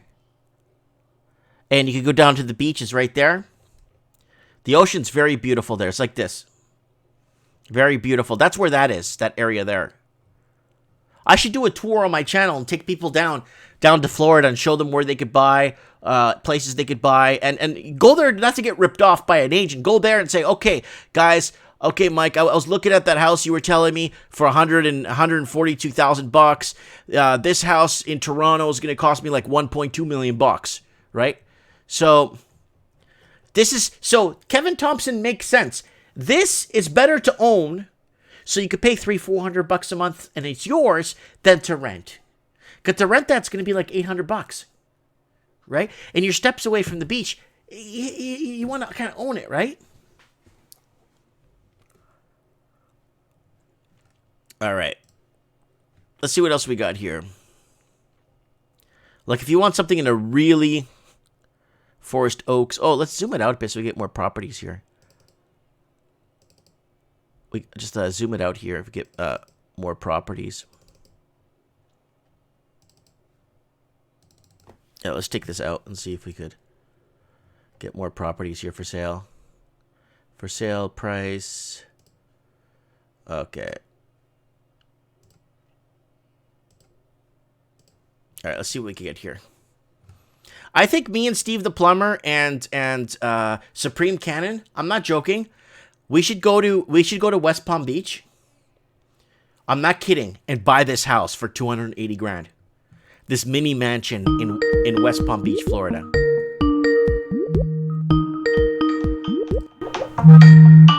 Hello. Hey, Mike. How you doing? What's going on? Yeah, I know. How you doing, buddy? Surviving. Yeah, good to hear from you. Closed my school for another month. Oh, has things flared up there? It's getting there. I mean, it's not like the States at all, but they're being cautious and they're closing stuff down. So I had to close my school down for the last 2 months. Oh, the guys, big money. People listening on the show, this is eBankU calling in from Japan, from Tokyo, Japan, Hello, giving everybody. us Konnichiwa. giving us an insight on what's happening. So what is happening there? So COVID broke out. What's happening? Tell us. You own multiple properties in Japan. Tell us. What do you want to know? Basically, they cannot tell us to lock down. They can only give us advice and suggest that we stay home. Things have been slowly shutting down. Like, for example, last month I could still go to an all-you-can-eat restaurant, but now that same restaurant's closed.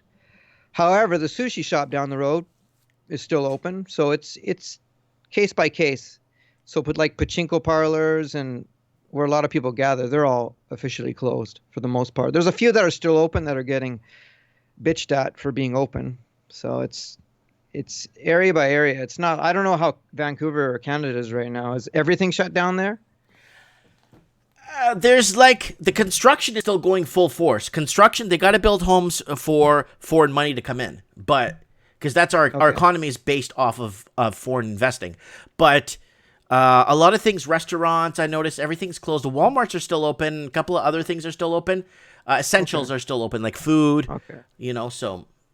Yeah, all our grocery stores are still open here, of course. And people are still doing construction. There's road construction. There's everything. Life goes on. It's just they're trying to be cautious a bit. Officially, they haven't announced that the schools have been closed in Tokyo, but Saitama, my area, has been closed for the next month. So people are adjusting. And some cram schools are closing. Some are not. Some are doing online lessons. It's all different. It's just if you make the call, then you got to how your customers are going to react to that. So, for example, I emailed 10 of my students' moms to see what they'd say. And the first one came back, I want you to open your school. But then the next 9 in a row said, no, we don't want you to open your school. So I used that as my results. So now I'm going to close my school. You know, I don't want to piss off people. I know you don't. I know you're trying to, earn an honest living and doing the right thing. And that's what you've always done. But, I've kind of, it's kind of scary, But do you see things getting better? Or like, tell me you see things getting better at least. Tell me something. Well, of course things are going to get better. I mean, shit happens. You just got to be prepared for it.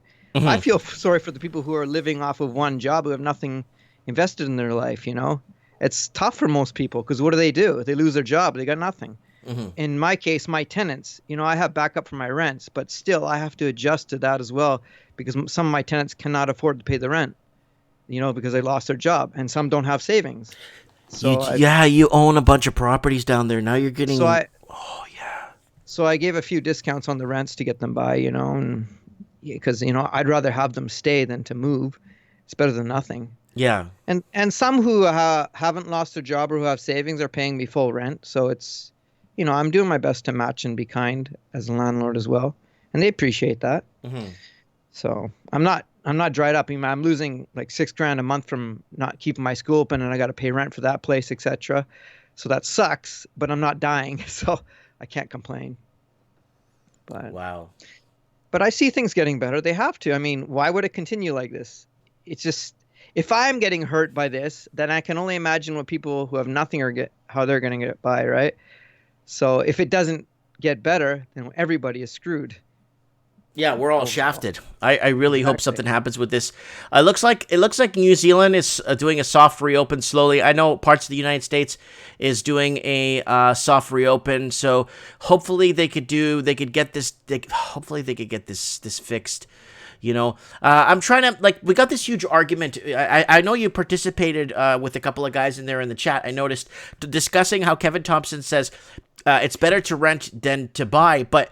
The example I showed people where that house was $127,000 for that house that I showed people. Yeah, that house is good to own right now instead of buying and instead of renting. I'm saying because rent will be $800 on that house, and if you own, especially $124,000, you can get a mortgage for about $300 with interest rates as cheap as they are. Right. The only time it's good to rent is when you're trying to buy your first place and you need a place to survive in. Right. That's it. And if your area is not labeled as good to buy or rent, then it's easy. You move to another place. You do not have to set roots in that shitty city. What's the point? If you have no future there. You know what I'm saying, right? Like that area in Fort Lauderdale, I actually know where that is. And that's not a bad area. No, it's the prices seem normal. Like you can actually afford, that's a goal you can have. Yeah. Are there any houses in that area for under 100K? There's quite a few actually. But I want to stick first 50K.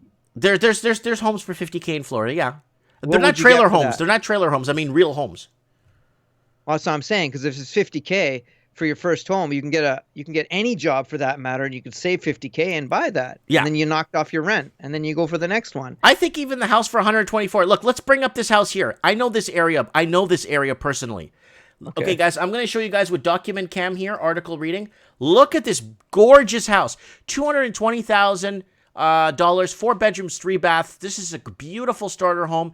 It's in West Palm Beach. This is right down to the main strip of West Palm Beach, because I see here on the map where it's located. It's close by the university. It is a beautiful layout. There's the house there. Look at that layout. Look at that. I can't see anything. Oh, it's going to come up. Look at all the rooms. So I'll be lagging behind then. Yeah, you're lagging. Oh, there it is. It's a great little starter home. And let's see if it has a pool in the backyard. Yeah, it does. It's got all these rooms. Look at all the rooms it's got. I should adjust this, eh? Yeah, I think I should adjust this.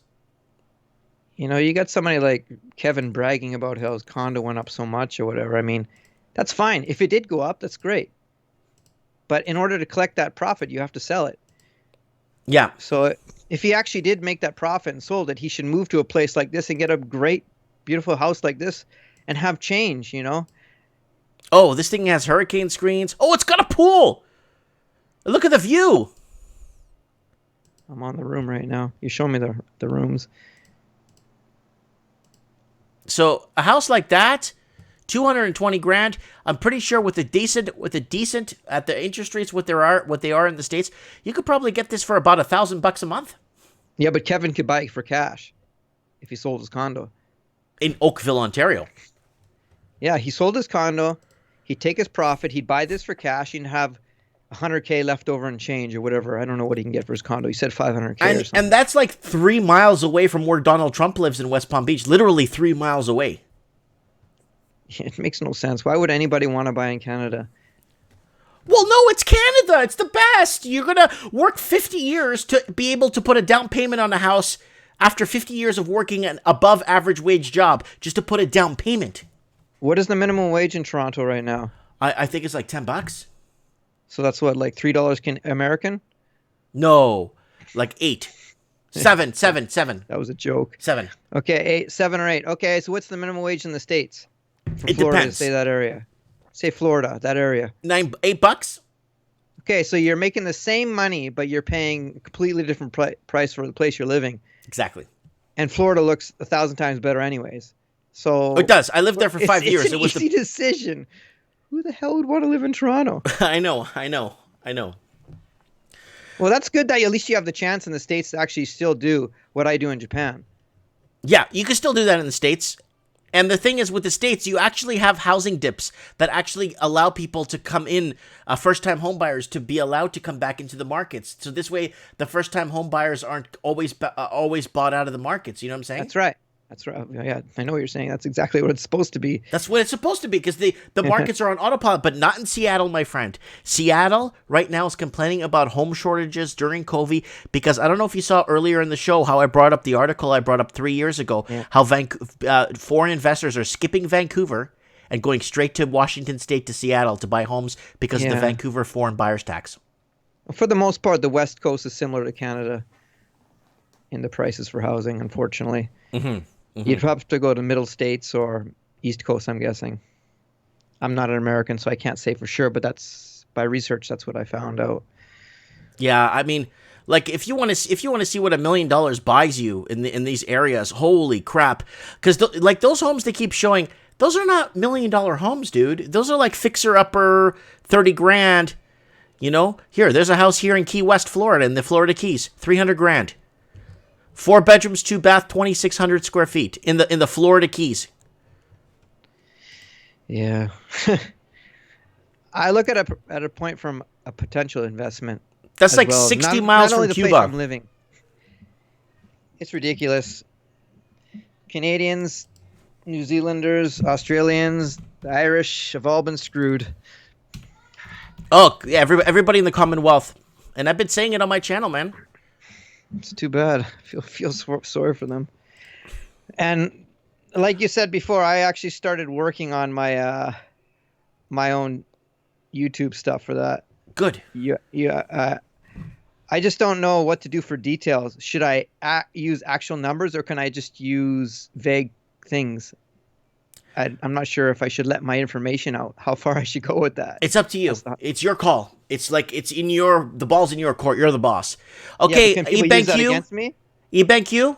Yes. I need you to go to article reading. We're going to go to article reading again. Guys, ladies and gentlemen, let me adjust my screen here so you guys get the best view possible here. Because right now, we're going to look at what $1 million home looks like. $1.1 million. Okay, I won't see this until 2 minutes later. There it is there. Guys, here it is. Let me adjust this so you can see. This is what $1 million home is down in Florida. This is what $1 million should buy you.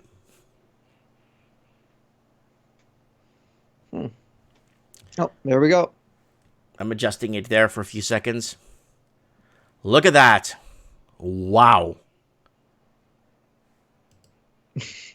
That's $1 million. 1.1 million. Do you know in Toronto, like, you'll have a tough time buying a house for that much? Oh, this house in Toronto is like $15 million. Holy crap, look at the pool. Wow. Yep. It's got an outdoor bar. Dude, it has an outdoor bar. If you look over here where I'm pointing my mouse, it's going to catch up. That's like partially outside, and they're like garage doors that open, and it lets you sit outside of the house while you're inside at the same time. And it's like an outdoor kind of a bar, gazebo-y thing built into the house. Oh my goodness. From my one tiny bedroom apartment. Yeah, in Vancouver, like a two-bedroom, 3-bedroom apartment for like, I saw 3-bedroom listed the other day in downtown Vancouver for $1.6 million. You could buy this house instead. Knowledge. Here from my one-room park bench. Knowledge. Yeah. So that house isn't worth that much then. That, what's his name was using? Forgot the guy's name already. Kevin Thompson? Lopez. No, Ty Lopez.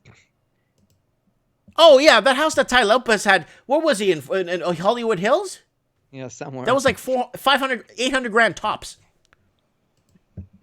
So there it is right there, guys. Knowledge. That's beautiful. Now, that's what I expect $1 million to get me. Yeah, $1 million, you buy a house like this with double front doors, Mexican mahogany type wood, handcrafted doors in the front with beautiful metal veneer, like those metal things around the windows. Beautiful, beautiful. All the stone on the outside. Interlock driveway. Man. You could fit 40 cars on this driveway. That's $1 million house, guys. Yeah. I wouldn't buy that right off the bang, but after being more successful, that's a good investment. No, but I'm saying if you're going to spend that much money on a house, if you're going to spend that much money on a 3-bedroom condo in Vancouver, you might as well buy that house. Yeah, if you're dumb enough anyways. Exactly. Here, look what $8 million buys you in Florida. A house on the intercoastal where you park your boat right in the front of the ocean. Look at that, guys. That's $8 million in Florida. It is almost 8,000 square feet. That house in Toronto with that much land and on the intercoastal. Well, there's no intercoastal. That house in Toronto, guys, tell me in the comments how much money that house will cost in Toronto. It's got a helicopter pad up top, too. I see the helicopter wing. Jeez. Wow. Look at the interlock going around the property. And that's your own dock, eh? That's your own intercoastal. You park your boat there whenever you want and go into your house. This is fun. I love looking at properties. This house in Toronto is probably like $30-40 million. Do you think you even have a house like that there? There are homes like this. There's people that have bought up, a lot of foreign investors bought up farmland to build these massive mansions on them. Yeah, well, they're lacking the ocean, so. Yeah. There it is right there. I even think I know where that house is. It's over by Star Island, where Oprah and Julio Iglesias lives. I even think I know where this is. Yeah, I think I'm right on that one. I think I know where this house is. Look at that, guys. That's a multi-million-dollar house right there. Oh my God, it's got like this twirly staircase that goes up, and it's got real hard wood on the ceiling. Take a look at that. It's going to catch up. Look at that view, having your breakfast and watching that.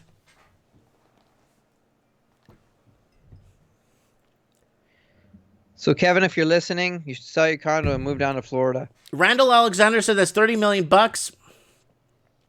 Craig Cook says about 20 million in New Zealand. $100 million on Bridle Path. So that's what a multi-million-dollar house should buy you. Multi-million-dollar, that should be a multi-million-dollar home. Not 3 teardowns. I don't know if, eBankU, if you remember that video I made about $5.5 million bungalow in Vancouver selling... Huh? I remember that. $5.5 million bungalow built in 1930. Yeah, that's bullshit. There's something wrong there. Oh my God, it's got a hammock on the balcony. But average price in Vancouver isn't 5.5, right? It's probably more around 1.5 to 2 million. Yeah, 1.5 to 2 million. But you're not getting this kind of home. You're not getting $1 million home. No, of course not. It's not worth it anyways. Vancouver houses are worth like 200. 200 to 600, depending on what area and how new the home is. Yeah, exactly. I can't see anything over 600 grand in Vancouver. I'm sorry. Unless dump, forget it. Wow, here's Versace's old house. There's Versace's old house right here. Why does it cost so much to build a house in Canada anyways? Is it the labor costs are buddy, just too high? I got a friend who's trying to build a house, okay? I'm not kidding you. He's trying to build a house. And he already has the land. He owns the land. He bought 10 acres here in this town of Merritt. He bought 10 acres. He's ready to go.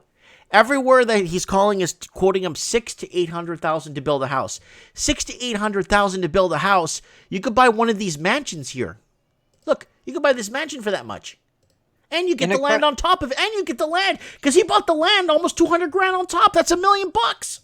In a country full of resources like Canada, why should it cost so much money to build a house? Yeah, I don't quite get it. What's the most expensive part? Why are they charging so high? I don't know, man. I don't know. I really don't know. If I knew, man, I swear to you, I'm not holding back information. I will tell you. But, man, what he's... Like, you might as well buy one of these mansions for that price. Yeah, of course. With the land included. Yeah, with the land included. I don't know. Let's go back down to earth. Let's go back to 80 grand. Yeah, that's what I research. I always look at 100K. Because the lower amount of money you invest in a property, the easier it is to get your money back. And you don't have to worry about asking for high rents. See, people could always pick up one of these Victorian homes. This one is in... this one's in Hattiesburg, Mississippi. This was during the... these homes were built during the Civil War. Some of these older homes. Some of them got redone. Yeah. $149,000, 5 bedrooms, 3 baths. Lots of historical home. Lots of land, though. Lots of land. You could get a mortgage for this about $700. It's saying here $700 a month mortgage. That's including property tax and fire and all that stuff, all included. And could you rent those places out for $1,000 a month? You probably could if you found the right. I mean, if somebody really wants. Yeah, sure. Why not? People that can't get a home or have bad credit, look at the backyard on this thing. You could have bonfires in the backyard, 2 parties with your neighbors. That's huge. Jeez. Guys in the comments, tell me, how much money would a house like this cost in Toronto or Vancouver where you live? Let us know where you live in the comments. I would like to know. There it is there. Lots of land. Big. This is an old Victorian Civil War home in Hattiesburg. In the south here. That's a huge yard. Yeah, it is. Wow. Wow. It's 150K for that place. I like it because it's historical, right? Yeah. Here, you want something that looks like the White House? Look at this. It's got the pillars and everything. Big house here. Big one. 6 bedrooms. It's older. This is a fixer-upper. But you're paying fixer-upper price. This house is huge. Okay, it's a total fixer-upper, but how much is it? 119 grand. Your mortgage with property tax is about $600 per month. Oh, and you get 3 acres of land. Jeez. Yeah. Yeah, man. Because you got to, when you buy a property, you got to think about the potential money it can make you as well, Mm-hmm. especially early on in life. Because if you're wasting $1 million on a house right away, it's game over from day one. Look at this one. Holy crap. 6 bedrooms, 6 baths, almost 4,000 square feet. This thing, you could rent it. You could Airbnb this thing out if you really wanted to, like a bunch of rooms. You could have a bed and breakfast. Oh, it's by the beach. Holy crap. It's right by the water. I'm trying to keep up here. I don't know which house you're on. Oh, you're going to see it. You're going to see the one I'm talking Okay. about. It's huge. It's huge. 135 G's. Oh, there we go. Wow, 135 for that. It's a great deal. So, 6 bedrooms, okay. 6 bathrooms. Jeez. Okay, can we take one step back in this conversation? Sure. How much would it cost to build this house in Canada? If my friend's trying to build a 3-bedroom, 2-bath for 800 grand, so how much would it cost to build this house? This is 6 bedrooms, 6 baths, almost 4,000 square feet by the beach. How much? 135 grand. So what you're telling me, in Canada, it would cost you $800 to $1 million to build this house in Canada. But what's the cost when you could buy it for 135? Oh, I don't get it. Already there, yeah. It's already there, plus you get the land. Okay, something not adding up right here. I mean, if you told me you could build that for 150K to 200K, I'd be like, okay, fine. But not 800K. It's because you're looking at about 40,000 in lumber here. yeah. Right? Easy. And windows, you're looking at 10K. Because these windows look like they've been all replaced. They're all new windows. Is lumber that expensive? But that's a lot of lumber. That's a 6-bedroom house. It's 4,000 square feet.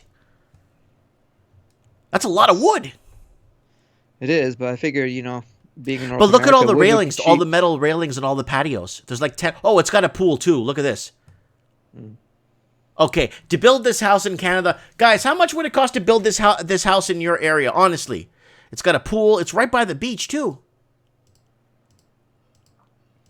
Wow. Is that a house or is that a 4? Because it says 6 baths. Yeah, So like six four- bedrooms, 4 6 units? baths. It's the whole thing. It's all one house. Yeah. Oh, it's one house. Okay. Yep. Jeez.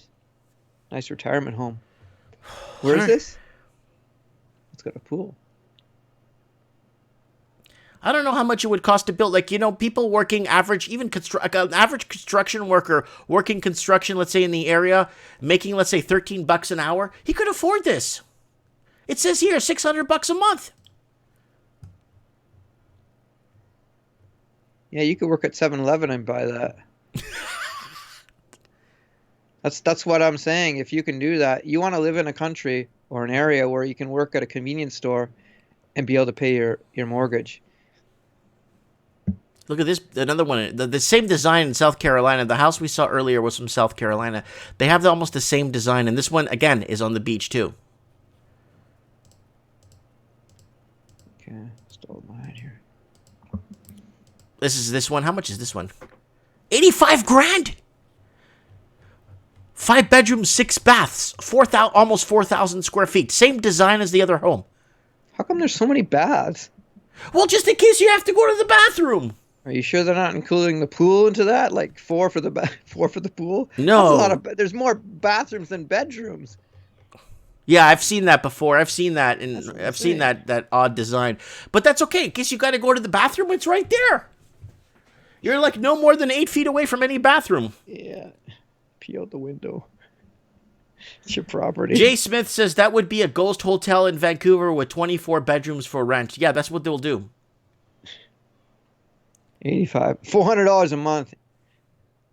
You could buy that, work at 7-Eleven, rent it to 3 of your buddies, and make a fortune. There's just so many options in the States, man. This house is so big, you could be in one end of the house and someone at the other end, and they won't even know no one's in the house with them. Exactly my point. You and 3 other buddies. Jeez, you can make a killing. And this is in South Oh. Carolina, right by the beach area, too. The tourist area. Easy And the money. weather is really good, too.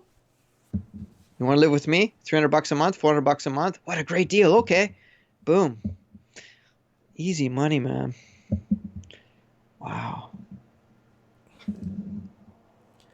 All These right. houses aren't fake, right? They're real. No. Let's go to... I've been finding good deals in New Mexico recently. in El Paso. El Paso. I've been okay. seeing a lot of good homes there for sale. Right on the Mexican border. You could pick up something real nice. There's so many of them look 90 grand, 80 grand. I've been watching Better Call Saul, so that's kind of the area, I suppose. Yeah, that's right. Las Cruces, right? Yeah. In that area. Yeah. Here's Las Cruces. All right. Albuquerque, there we go. Oh, there's so many homes. Yeah. Look, beautiful starter home for a family. 3 bedroom, 2 bath, 1970. There it is there. Beautiful starter home. Lots of space in the front of the house. They even have a hockey net there on the side. It looks like someone's playing hockey. Good place to raise children. 149K. Beautiful house. Nice so weather. more than knowledge, you need options. And here's what we have. Options. So many nice options. Mm-hmm. 159. It's actually fun to go shopping for a house. Jeez. Okay, let me ask you. So to build this house for this 160, this is beautiful. 4 bedroom, 3 baths, 160 grand, 2,000 square feet. So to build, so this is kind of like what my friend wants to build here in Canada. They're quoting him 800 grand. I think he should just go buy this house and look at the backyard. Wow. Just buy this house in Arizona and or New Mexico and you're done. If he's willing to spend $800K, he should go to the States and buy 6 houses, live in one and rent out the other 6. Or the other 5, sorry. I don't know, man. I don't know why people are, I don't know why. Look at the blue skies. Look how beautiful. I don't know, man. Let's go to Lord Humongous territory. He's in south of Colorado here. South of Colorado. Let's see what we can find. Wow, there's lots here in, what is this, in Phoenix. There's so much in Tucson. And what I like is they throw in like 10 acres or 8 acres of land with the house, too, in some of these places. What are the taxes like on those? I can tell you right now. Here, let's find a home with land. Okay, here, this one here. This one's an Echo Lane. It's 149,000, 5 bedrooms. 980 a year. Okay, that's pretty reasonable. It's 1 month rent. It's fine. What is the ratio between house value and land value on those properties, do you think? Oh, the house is only worth 30 grand. Okay. Same thing. And when I buy a house in Japan, usually it's that the land, the house is always labeled as free or less than 10 grand. Yeah. But in Canada, to build a house, it's 800 grand. Yeah. Man, I can't get over this. I just really honestly can't wholeheartedly get over this. I just can't believe how people are just getting ripped. Ripped. Not only how they're getting ripped, but how they go along with it. They actually spend the money. People actually buy it. You know, I paid $260 for my house, but I think I got my money's worth in this house. You know, I work from it. I do my stuff from it. I do my thing. You know what I'm saying? Not bad, but you'd still like to live in Florida, wouldn't you? I don't know. I think I'm over Florida. I'm too old for Florida right now. I think I got too old for Florida. I'm 42 now. So something like maybe in southern, like Tucson or Scottsdale, Arizona, would be more of a kind of, or, you know, Los Angeles here. What is this? Is this what is this? I can't see this. Oh, Las Cruces. Like, pick up something, couple of 180 grand, something just to kind of pass the time and, you know. Yeah. In 2008, I went to Phoenix, Arizona for a quick visit, and I looked at maybe 4 or 5 houses, and between the value of $50K and $150K, and they're pretty nice houses. Yeah. But of course, it was in the middle of a desert. But yeah, but there's work if you look for it. If you want to work for somebody, you can. But like for me, I'm always working for myself. So anywhere I go, I'm always gonna work for myself. I'm never gonna. You know what I'm saying? Yeah, it works out better for you. It does. It always does. Oh, look at this beautiful, beautiful house. Look at this one. $159,000. 3 bedroom, 3 bath, 1,400 square feet. You could get it as low as $800 a month. Beautiful starter home for a family. To build this house, guys, in Sydney, Australia, or to buy this house in Sydney, Australia, you're looking at $4 million. So why are there so many homeless people in the States then if the houses are reasonably priced at this? I mean, do people have issues? You know what? I'm going to tell Getting you this what it much is, money because when I together? live down in Florida, I see a lot of like mental health issues. Like they can't keep a job? I don't know. Yeah, things like that. I remember when I had to stop in a gas station in somewhere in Detroit. Okay. And I was putting in gas, and a lot of people were just walking around talking to themselves, and they weren't like, not a lot. I'm not making fun of them or anything. I'm just saying I noticed a lot of like people just like not on their game, you know? Yeah, a little bit out there, delusional. But you could pay for these houses on your welfare check. They're so cheap. That's true in a way. Yeah, I know. Or on collecting pop bottles or whatever, they can pay for them. I guess they just don't understand the concept of owning. Yeah, let's look at New Orleans. You could buy a nice home in New Orleans. 100, 130, 120, 135. They're all 4 or 5 bedrooms, though. Oh, look at all the properties for sale. Jeez. Oh, this one's got a pool. How many houses are for sale in the entire United States? I wonder. Oh, I don't know. After this virus kicked off, a lot of them went off, were unlisted, became unlisted. So they don't want to sell anymore because they need a place to live. Is that it? Yeah, or they don't want to get caught in. Yeah, let's go back to Fort Lauderdale and talk about that house we should buy. No, West Palm Beach. It's right here. That house. It's like 10 bedrooms. Where is that house? 5 bedrooms, and it was for, I think it was like 300 grand. It's like a mansion. It's like a super mansion. Oops. Okay. Jeez, look at all that crap. I just want to see if we can find that house that we were looking at earlier. Here it is. 280 grand. Look at this. This is the perfect party house. Perfect. It's like it's in West Palm Beach. You're like 3 blocks away. It's made out of poured concrete and rebarb, so it's made really strong. It's not made out of, these things, you see these churches made out of this. They make churches out of this, and these churches last thousands of years. They just stand there, you know what I'm saying? So how much would this house cost in your area? This is $280,000 in West Palm Beach. Look at this. All you got to do is get in there, start freaking cleaning, power washing, replacing windows. I would put sliding doors here. I wouldn't even bother with those big windows. I just put sliding doors. Look at that. And the flooring could all be buffed out, because this is not cheap flooring. This flooring here isn't cheap. You could buff that out with the machine. You could rent a machine. Look at this. Look at all the rooms, extensions. Look, it's got piping already there for bathrooms. It's got secret passageways, more secret passageways, more secret passageways. Man, you could film a nice series on YouTube and actually make the money back on AdSense from making a nice series in this house, like a haunted, scary, Film your own TV show in there. What do you think? Potential. I like the atriums that connect to so it's basically 3 homes connected to one. Wow. Yeah, there's the backyard. It's got like a little villa in the backyard. So that's your backyard. It's like a little villa. It's fun to watch. Wow. Someone, Steven Sewell saying it's a diamond in the rough. Craig Cook is going to get back to work. There seems to be a lot of diamond in the roughs in the States. Oh, dude, you picked this thing up? Man, I like the architecture in it. Jeez.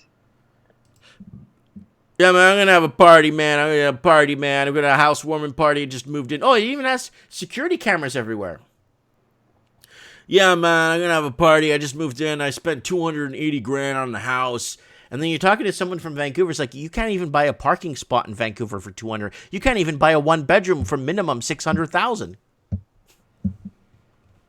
Oh my goodness! You could convert this into a little like Hispaniola hotel, like a bed and breakfast or an Airbnb. That's what I was thinking. Or you can make your own TV series with it.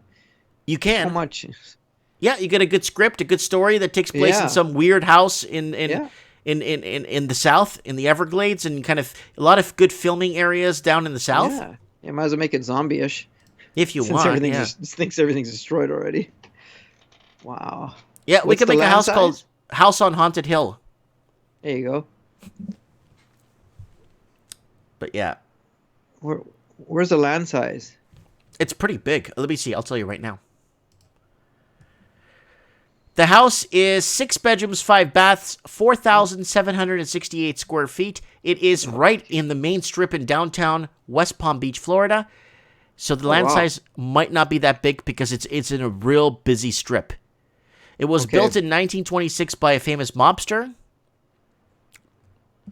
Wow, but it's huge. Oh, it's enormous. For that okay, area. the lot is 9,000 square feet. Jeez. Wow. Wow. Yeah. The lot's 9,000 square feet. You could buy this, or you can live in Abbotsford for $1 million at the same size. No, there won't be a house in Abbotsford this big. There would be, but it would be like an estate. It would be off the grid. Yeah. Like it wouldn't be off the grid. It'd be multi-million dollars, right, for a house this big. I can't remember how big my friends was who lived there. It might have been let me ask you: this house right here that potentially you could have good parties in. I don't know if there's a pool, but this house right here, for $280,000, it's yours, and that's what it's worth. And then they'll give you this home, or a $600,000 one bedroom in Vancouver. It's yours. You're not paying for it. They're going to give you a $600,000 condo, but you have to live in it for 25 years. Would you take the $600,000 condo in Vancouver and live in it for 25 years for free? Or would you take this house in West Palm Beach for $280,000 and live in it for 25 years? Would that be a mortgage on the $600K? No, or would that be they're cash? giving it to you, but you have to live in it for 25 years. Obviously the house.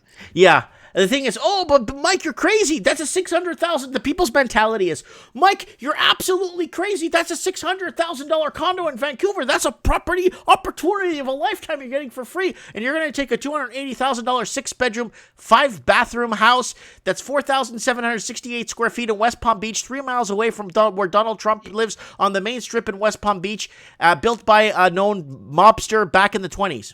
Yeah, well, this is going to hold its value. It has intrinsic value, whereas the condo has no value. So you're risking on if that condo is going to hold the value for 25 years. Yeah, that's true too. But this, like the memories you could build here, that's not what people, this is the problem, what people are not seeing. The temperature there right now is like 32 Celsius right now. Well, obviously, yeah. That's also incredible. There's no reason. When you look at properties, you look at pros and cons. But for Toronto, everything is on the con pile. Why would you even consider living there? So we got Adrian Sharp saying, so what you're telling me is this is nearly 100 years old? Yes, but it's poured concrete. This is how they build churches, cathedrals that stand up for hundreds of years. It's poured concrete with rebarb. That's 100 years old? Still looks pretty decent condition. It was built by a famous mobster in 1926. Well, then it's not 100 years old then. And a bootlegger owned it too. 94. And it has many lookouts for federal. It has lookouts designed in place. The house was designed with lookouts to keep an eye out for federal agents. Jeez. So you have a lookout. You could pay, dude. With the money you save and not buying a condo in let's say in Sydney, Australia, you could pay someone as a lookout with binoculars to look out the window all day and pay them a minimum wage, and you still be ahead. And you could let them live with you as well. Yeah. And their entire family. So much space. Oh my goodness. This stuff is laughable. So, woo! All right. I'm going to let you go. It's been an absolute pleasure talking. What happened to your hair, Mike? Huh?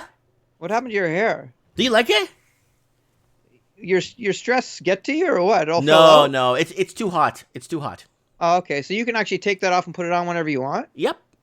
Oh, okay. I thought it was stuck there for good. No. I'm going to put it back on in the fall. Yeah, you look good either way, so it doesn't really matter. Thanks, boss. I appreciate that. All right. Have a good one. Day, God bless you, okay? You too. Bye. Stay out of trouble, everybody. Bye-bye. Yep. Stay out of trouble, everybody. So that is our man from Japan, Tokyo, Japan. Now, that's a house right there. I'm going to get Supreme on this. I get Supreme Cannon on this. We pick up a house like that. Whoa, there's another one. There's another one like that. Oh, okay. This is on the way to Andrews. I know exactly where this is. This is on the way to 441. I know where this is. I actually know where that house is. I've seen it. I was trying to think of...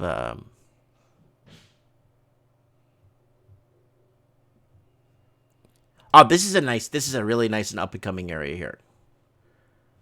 Nice homes. Everything's affordable. 5 bedrooms. This house in Sydney, Australia, $2.6 million. If you want to buy it in West Palm Beach, Florida, in a intercoastal where you park your boat in your backyard, let me see if I'm right. Yes, you do. How much would this cost? $394,000. Let me see if Supreme. I see him that he's online. Maybe he went offline. Steve the plumber disappeared. He never called us back. I guess he's busy.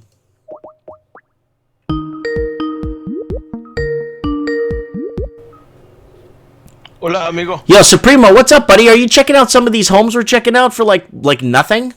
Oh, this is nauseating, hey? It's unbelievable. Yeah. No, because we got into the whole discussion about buying and renting. So I found that house in Fort Lauderdale, in a good east of 95, and it was selling for $124,000, a two-bedroom, 2-bath, a good starter home for a family. And I think it was $120,000, and you're looking at a $400 a month mortgage. You know, we can't have that here in Canada. And so Kevin Thompson was right. I would rather own that $124,000 house, okay? Because the mortgage would be less than $400 than pay $800 for rent. That makes sense. That makes perfect sense. Sure. As long as you got the income, you know, as long as you've got something coming into, you know, if you sold something in Vancouver, Toronto and bought that for cash, right? Like, you know, as long as you've got the money to pay the upkeep, then yeah, you're laughing. If he sold his condo, let's say for $600 large, he could pay that outright free and clear, and he could probably put money into something or anything, or he could just, if he just lived off Smarties and Reese's Pieces, he could live for 10 years.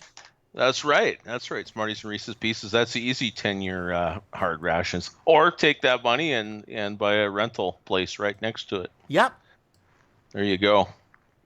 But I just can't believe. So the cost of building a house, can you break the myth for us? Why is it so expensive to build a house in Canada? Buddy, I was on the phone with Buddy again today. He's so mad. Everyone's quoting him from $600,000 to $800,000 to build a house and add another $100,000 miscellaneous. And he bought the land separately for almost $200 large. How the hell is it cost so much money to build a house? So you telling me this guy that's selling this house here, let's go here. Okay, you're telling me that this guy that's selling this house, let's see here okay, so this guy that's selling this house here, let me zoom it out, sorry. I gotta take off the bedrooms, hold on. Okay, done. Okay. So this guy that's selling this beautiful starter family home, beautiful home, palm trees in front, in a nice area. It's got interlock. This 139, 3 bedrooms, 3 baths, almost 3,000 square feet in Boca Raton, Florida. That's right down the street from Wilt Chamberlain's hangout. Wilt Chamberlain has a hangout there in Boca Raton. Okay? Nice. So now you're trying to tell me this house, they costed $800,000 to build, but they're selling for $139,000? What's the deal? Why is it so expensive to build the same house that you see here in Canada? Why is it $800,000 and it's selling with the land for $139,000?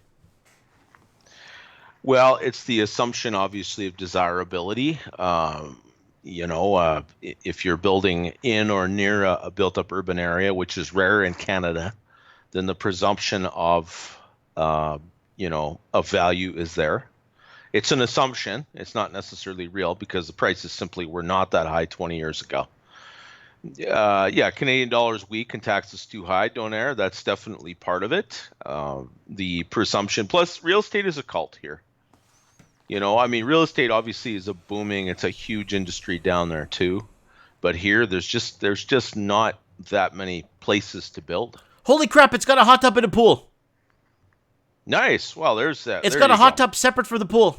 That's the milkshake that brings all the chickies to the yard. What the hell? You could have like a party and a half in this place. How much is this place? $139,000. Yeah, that's insane. Yeah. Yeah. Well, pools are a lot of upkeep and things like Who that cares? too. I don't know. It's 100. Well, dude, you sell your $600,000 condo in Oakville, Ontario. You buy this free and clear. You could pay somebody once a month to clean your pool. Well, I suppose that's true. Yeah. Yeah, I don't know why real estate would be that valuable in Canada. I have no idea. It's part of it would be offshore money, which as a percentage is probably not that high, but it does definitely keep a floor under the price. Like supply and demand are not working properly here. That's obvious. Yeah, the price just seems to get ratcheted higher and higher, which has created an artificial sense of demand, as we've discussed before. So now you have this enormous building boom. So you've got this entire artificial heavy industry that was just created out of whole cloth to build housing units to sell to whoever's paying these ridiculous amounts of money, which is obviously not Mr. and Mrs. Joe Average Canada. Right? It's too much. It's too much money. It's ridiculous. Okay, there's no hold on way. a second. We got 3 million square miles. There's no possible way that any house anywhere should cost that much. Because we had eBank on the show from Tokyo. Yeah, I heard. And he said basically like to build this house, you're looking at about what, 20K lumber and windows, and this looks like it's poured concrete too. This looks like it's the speckled concrete on the outside, not the cheap ones that they build in Vancouver. Like this is like actual. And it's got the orange clay terracotta, like the gray terracotta roof on it. Yeah, yeah. Well, the thing too is down there when you develop a subdivision, you have large national corporations, okay, that have the crews and the surveyors and the lawyers to do all the development stuff, and they will build an entire subdivision where it didn't exist before. It's not something that just rises up organically because of local demand. They literally go in, get the permits, clear the land, and throw up 100, 200, 1,000 houses, right? And they trade on the New York Stock Exchange. We don't have anything like that here. We have large builders, obviously, but nothing on that wouldn't you scale. think? Because okay, hear me out. eBank was saying this. We have so much resources and material in Canada. Why is it so damn friggin' expensive? Like, so you're telling me, for my friend wants to build a 3-bedroom, 2-bathroom house, about 2,000 square feet. This is 2,600 square feet. This is in a very desirable area in Boca Raton. Now, my question is, this is 139. That's about 165 Canadian. Okay. Sure. Why? And then you get the land, and property tax is $1,100 a year. So, but in Canada, property tax on this is like $7,000 a year. So, anyways, let me stay on track here. Let me stay on track. Well, but you need to be specific about that too, Mike. Okay, because when you're talking about property taxes in Canada, you're talking about Montreal, Toronto, Vancouver, right? Or maybe Calgary, Edmonton. The built-up areas. There are not that many desirable places to live in Canada. And even in the areas like that, the land is cheap, but unless you're working some kind of remote job where you're in camp. Or you're if you're in Fort Lauderdale, Boca Raton, you'll just work in a restaurant, or you could manage something. Or there's so much infrastructure, there's so many buildings, there's so much commercial. Yeah, well, in a case like that where you can practice arbitrage because you can sell your overpriced real estate in Canada and then move down there, and then like you said, you could pay cash for a place like that, and you still got a big chunk of change that you can put away and live off, and then go work at a restaurant or whatever. They pay 30 Mexicans at $3 an hour to build a house. It's probably not wrong. And we got Anthony D saying the in-ground pool and jacuzzi alone would be $100,000 to build in Toronto. Yes, and you only use it 2 months of the year. This one you use it all year round. Yeah, unless it was covered, unless it was enclosed. Yeah, you would not be using it year round. No, it's ridiculous. Sporto saying that's 194 large Canadian, 194,000 Canadian. Yeah. But this is good.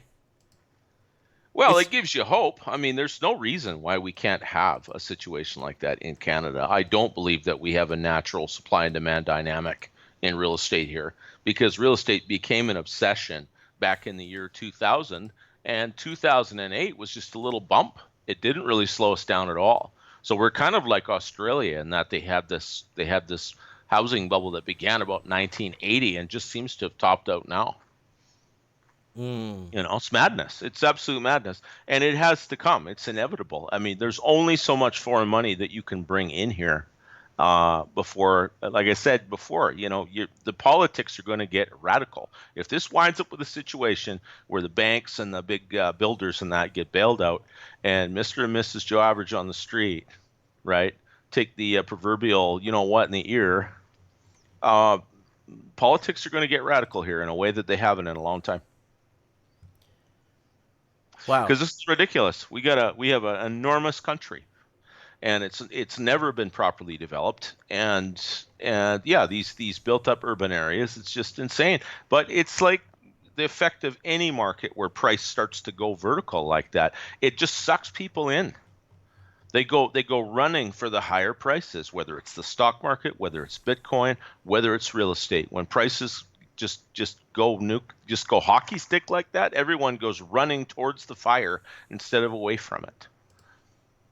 So there's a lot of human nature involved here too, and so few places in Canada where you can own real estate that's worth that much money. Here, look. That isn't. Look, a really high-end condo here, guys, like a decent condo in North Miami, 2 bedrooms, 2 baths, 1,200 square feet, $164,000, and that's on Biscayne Boulevard. That's like on Biscayne, like the main strip. Right? Biscayne is a beautiful strip. Lots of places to work. You could work serving tables. You could manage a restaurant. You could be a bouncer at a nightclub. You could work on the beach. You could be a lifeguard. You could clean boats. There's so much stuff you could do. And look at this. It's in a nice area. Look, tennis courts, part of the apartment, swimming pools. So $164,000 for a 2-bedroom, 2-bath on Biscayne Bay in North Miami. I think it's worth it for me. I think it's worth it. That's like about $255 Canadian. I think that's worth it for a 2. But that same condo in Toronto, 2-bedroom, 2-bath, you won $800,000. Mm-hmm. Yeah, it's insanity. Yeah. Well, in America, I mean, it has 10 times the population, but it's the same. It's the same size. And again, you've got all of this real estate, all of this land in these southern latitudes that we simply don't have. So you can develop huge areas in even desert states like New Mexico and Arizona and make housing that's very affordable and lots of it. Right? And you just don't have that same climate advantage here. Yeah, in Canada, it's pretty tough. What they don't want, in Canada, a lot of the builders don't want to build for affordable housing. They want to build for profit, right? Well, yeah, that's right. They want to build high-end housing. It's like car makers, right? They don't make their money on the Ford Fiesta. They make their money on the fully loaded Continentals and those jacked-up diesel pickups, right? Mm-hmm. They want to sell those. They want to roll those out the door. But in order to meet the EPA, then, you build this suite of affordable vehicles that are better on fuel and things like that, right? Yeah, but they make their margin on the extras. Mm-hmm. So yeah, there's this fetish for building all these enormous houses, but there's no market for them. And if we reach a point where we start seriously closing the borders to Chinese money in particular, mm-hmm. And I do see it happening, I just cannot see it continuing the way it is, especially after this freaking COVID thing. La Cerveza has destroyed whatever little goodwill was left, and mm-hmm. You can only be lectured about political correctness just so many times before you start telling people to, pound sand in various orifices, right? Like I said, politics is going to get radical in Canada in a way it hasn't been since probably the 30s. I mean, how could it not? Right? Like they've gutted the economy here like they have in the rest of the Western world, and they're trying to price us out of the ability to live here. They're trying to take. So what do we do? Mike Banks is saying. Now, the solution for fixing this issue is what we're talking about. Now, going over the same problem over and over doesn't create a solution. But hold on, Mike Banks. Hold up, Mike. Let me explain to you. This creates awareness to other people. So other people start opening their eyes and saying, hey, what the heck? What the heck is going on? We've been, swindled all these years. The more I bring this up and show, look at this 3-bedroom, 2-bath, $89,000 on the Intercoastal in Boynton mm-hmm. Beach, Florida, in a really good area and with lots of commercial space in the area to work and lots of, to open a business. $89,000, and you're looking at $273 a month. Well, I want to point out something else. Let's just move completely away from Florida and Canada for a minute. Okay. eBankU's talking about the price of housing in Japan. Japan has 120 million people in an archipelago, probably not a whole hell of a lot bigger than Vancouver Island. You would think that real estate would be sky high there, but some of the prices that he's rattling off are actually quite affordable.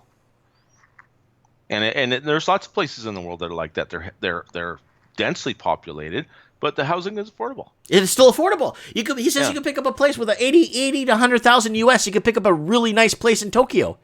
Yeah, in Tokyo, one of the mega cities of the world. That's the problem. Yeah, they want high-end housing. That's the problem. Is they're not making any provision whatsoever for lower-cost housing in these cities. Like, who's actually supposed to run these places? Mm-hmm. You can't just target a high-end demographic. And that's why I think the bottom's going to fall out of it, because there's a disconnect between the market that this new housing is targeted for and the people who actually want to buy houses. Mm-hmm. There's no starter home. That supply and demand curve don't intercept anywhere. They're two completely disconnected lines, and so.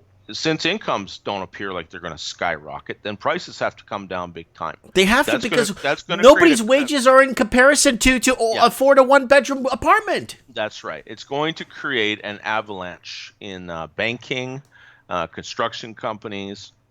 If the Canadian government doesn't move like fast to encourage the development of secondary industries in Canada again, then that's what's going to happen. We're going to have a banking collapse, because you're going to reach a point where there just isn't going to be anything else. You're going to have a city that's completely hollowed out by Vancouver's like that. Vancouver's an empty shell. It's a complete empty shell.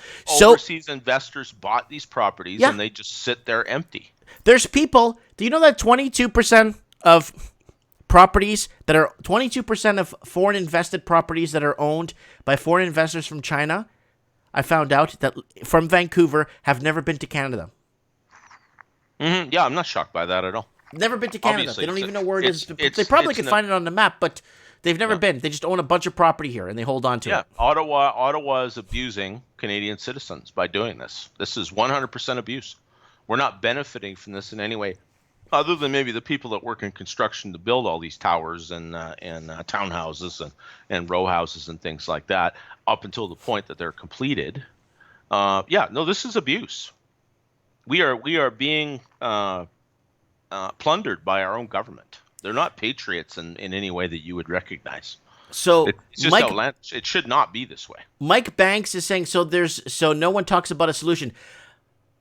Mike, the only solution that that could be for something like this is if for someone or a group of us or a big loud voice of us to completely change the whole real estate outlook in Canada is very tough. But if we create awareness to people who are free and have free will, who could go pick up and move to Las Cruces, New Mexico, and buy this 151,000 3-bedroom home, beautiful land and everything to get a family started.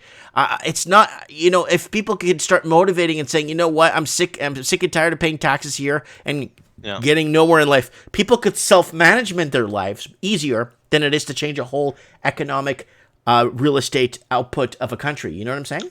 And another radical solution, of course, is to stop, younger people that want to buy a home, their starter home, and start a family. They need to consider doing it somewhere other than Greater Toronto and Greater Vancouver, right? Like there's small towns, that there are industries, there are professional services that are needed all over Canada. And there are lots of places where the climate is, maybe not as good as the Lower Mainland, but it's not that bad, right? In the Maritimes is an economic basket case. They're dependent on Ottawa, but as you move further west, you've got more industries. It's just they want to borrow these hundreds of thousands or millions of dollars and make their start in Metro Toronto or Metro Vancouver, and that's outlandish. That makes no sense. What people need to do, Mike and Mike Banks, they need to teach their children to stay out of debt. Mm-hmm.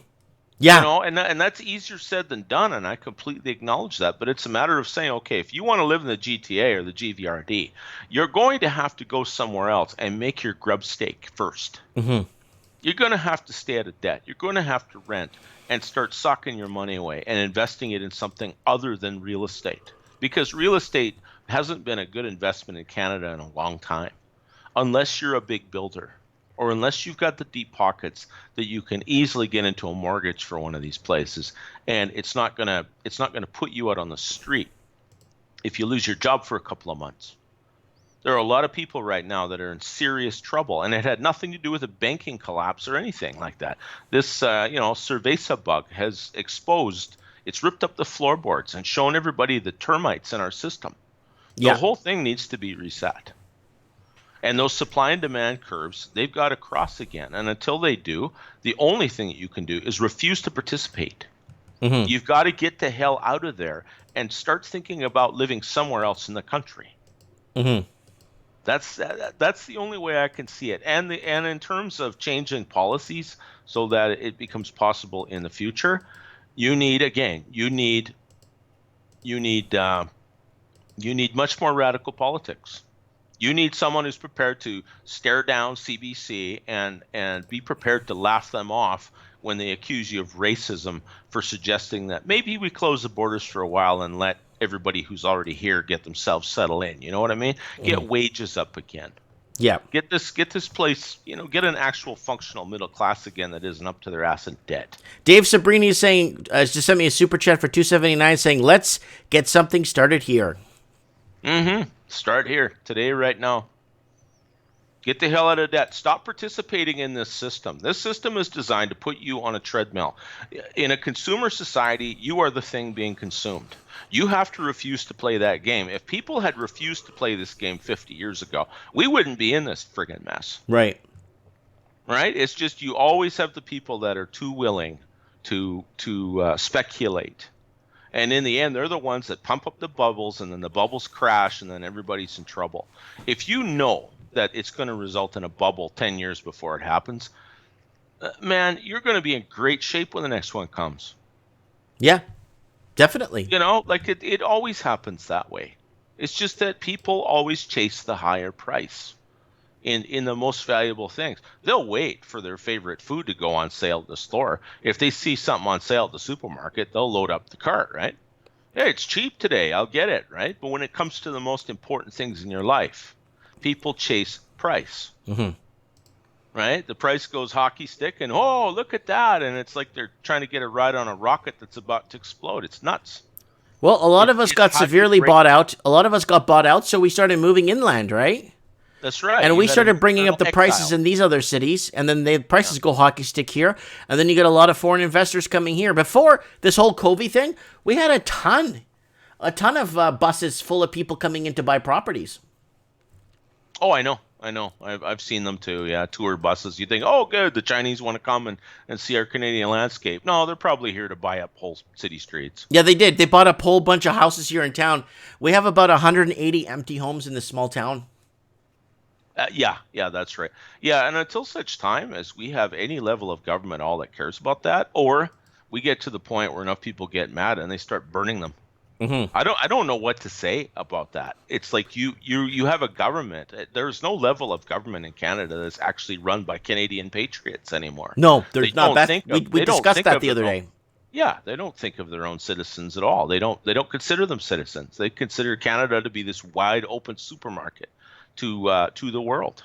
And at some point in time, there's got to be a plurality of people in Canada that think, yeah, I don't really think I gave you permission to redesign the entire nation. We got Kyle Kramer. Kyle Kramer in the comments saying, I'm so happy I sold in Victoria and bought another house in New Brunswick. Yeah, that's right. We had him on the show, I think, talking about that. Yeah, that was a good move, sir. You betcha. Yeah, and that's the thing, too, is you got to save your money and you got to wait for the next crash. If it has not arrived, it will, assuredly. And when it does, yeah, there's going to be opportunities if you get the cash. So you have to stay out of debt. When you have a currency that's not backed by anything, and you understand how fluctuations in that currency, all of that wave of money sloshing back and forth, and how it can You know, it can suck all your wealth out of your life, or if you're ready, it's like a surfboard, and when the wave comes, you ride it. YU3D is asking, those Florida houses are good for snowbirds, not new family. Yeah, they're good for you. I'll tell you how schools and jobs there. When I was down in South Florida, in Fort Lauderdale, Miami area, I'm telling you, I was offered jobs everywhere I went. I'm not joking. Like legit people come, hey man, what do you do for work? Yeah. I'm like, oh, I'm doing this and this and that, and I'm running my own business. Oh, okay. If you need a job, come in. Like, it's phenomenal. The amount of jobs, and there's a shortage of like legit people that could go and get things done for employers and getting things done for companies. Oh, and the healthcare. I've been to the Broward County Hospital twice, and I didn't pay nothing. I didn't pay nothing when I went, and not because my Canadian health card or anything. They just didn't charge me because it was like public hospital. Yeah. It's like the hospitals we have here in Canada. It's free. It's like public, right?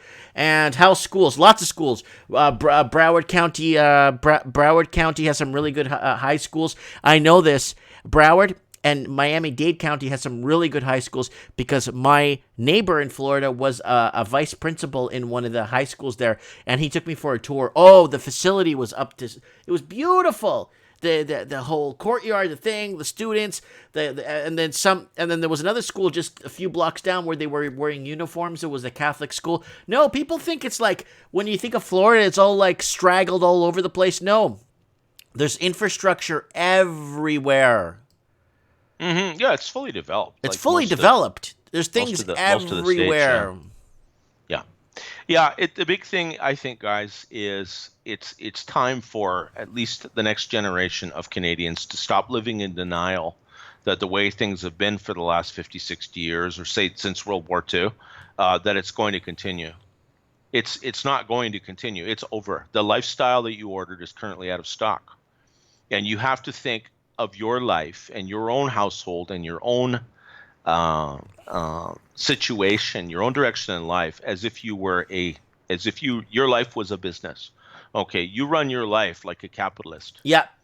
You need to run your life at a profit at all times. And that means if you have to live in a trailer, if you got to rent a bowler on your neighbor's property, one of those little bowler trailers or something, you do what you have to do so that you're in a positive cash flow. You have to stop thinking about getting yourself up to your ass in debt to try to pretend that you're middle class. Mm-hmm. Okay, there's too many fools doing that already. Don't be one of them. It only usually takes 10, maybe 15% of a population to change the direction of the country. And what we need is more Canadians, particularly the ones that have been here for generations, to start thinking in those terms again. Yeah, that's true, Mike. That older generation does have to pass, but that older generation is going to get whacked too. Yeah. You know, if we have a big deflation, yeah, those boomers that have been riding this wave, a wave consisting of themselves, really, for the last 50 odd years, is going to have a rude awakening. I would not be surprised if most of them end their days living in some kind of government dormitory, because their dreams of a luxurious retirement somewhere else are probably not going to last much longer. You know, I hope it doesn't come to that, but they never made it a priority to pass any kind of wealth to the next generation. So you've got to assume that they don't care, and you've got to care. You've got to look after yourself. You've got to assume it's like late 19th, early 20th century America, where you had these capitalists with the shiny top hats and the cigars that kept their boot on everybody's neck, because that's where you are again. This is where we are right now.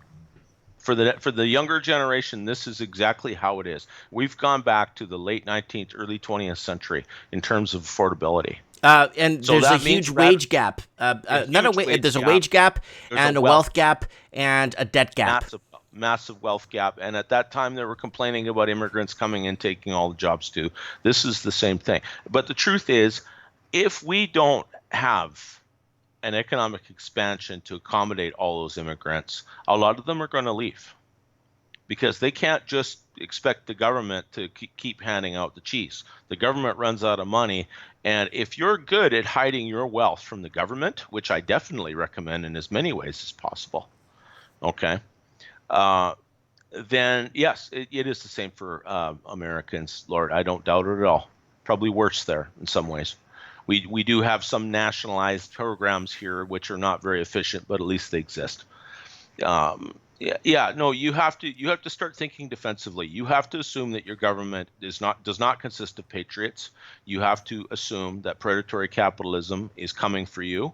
You have to assume that they'll hit a physical limit of how many immigrants they can bring in, because the government will wind up supporting most of them. Mm-hmm. So you've got to live like you're under attack, like you're in occupied territory. I can't think of any other way to express it. You hide your money from these people, and you save your money. You don't get, you don't get too many chances to succeed. So if you're going to spend 20 years accumulating capital and investing carefully, okay, in order to acquire a nest egg for yourself and probably for your posterity, like I am trying to, okay, then you've got to assume until things get better that you're in occupied territory. Hermel is saying it's a terrible way to think of things, but you know what? I think it's the safest way, and it's the most robust way. Well, because you're looking out for yourself, because no one else, the government will not look out for you. Hermel is saying yes. We need Australians and Canadians to spam their communities with Florida prices. Oh yeah, start doing that and say, oh, okay, so you're estimating me $800,000 to build a house on my land that I own already, when I could get the same square footage house in never mind if everyone hates Florida. Okay, in Georgia, for $210,000. What the hell? There's something not right. Mm-hmm. That's right. Well, I mean, just go to Michigan.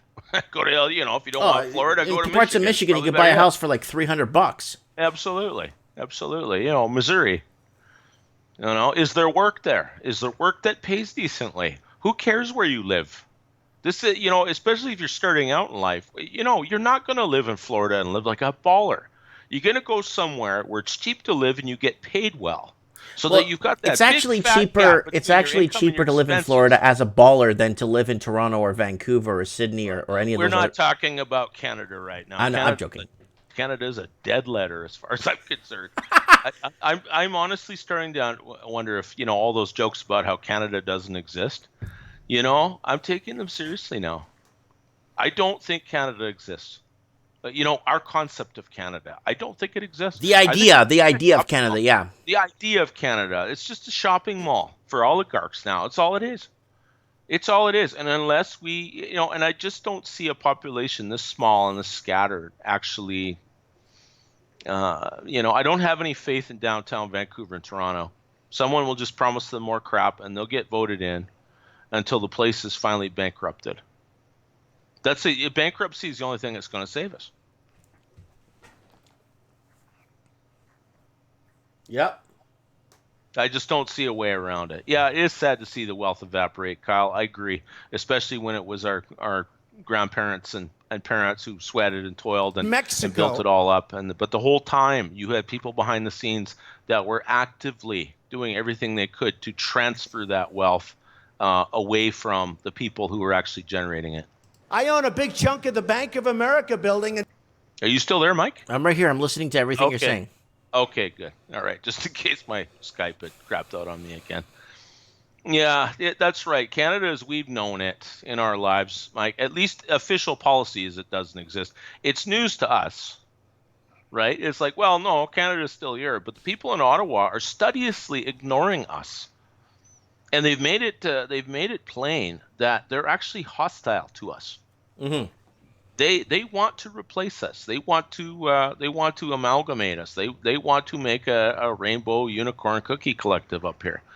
That's what they want. Now, I don't think they're going to succeed because you're already getting pushback. But Kevin Thompson owns a condo in Oakville. Yeah, well, good. I'm being sarcastic. I'm just throwing that in there. Plant the flag in Oakville.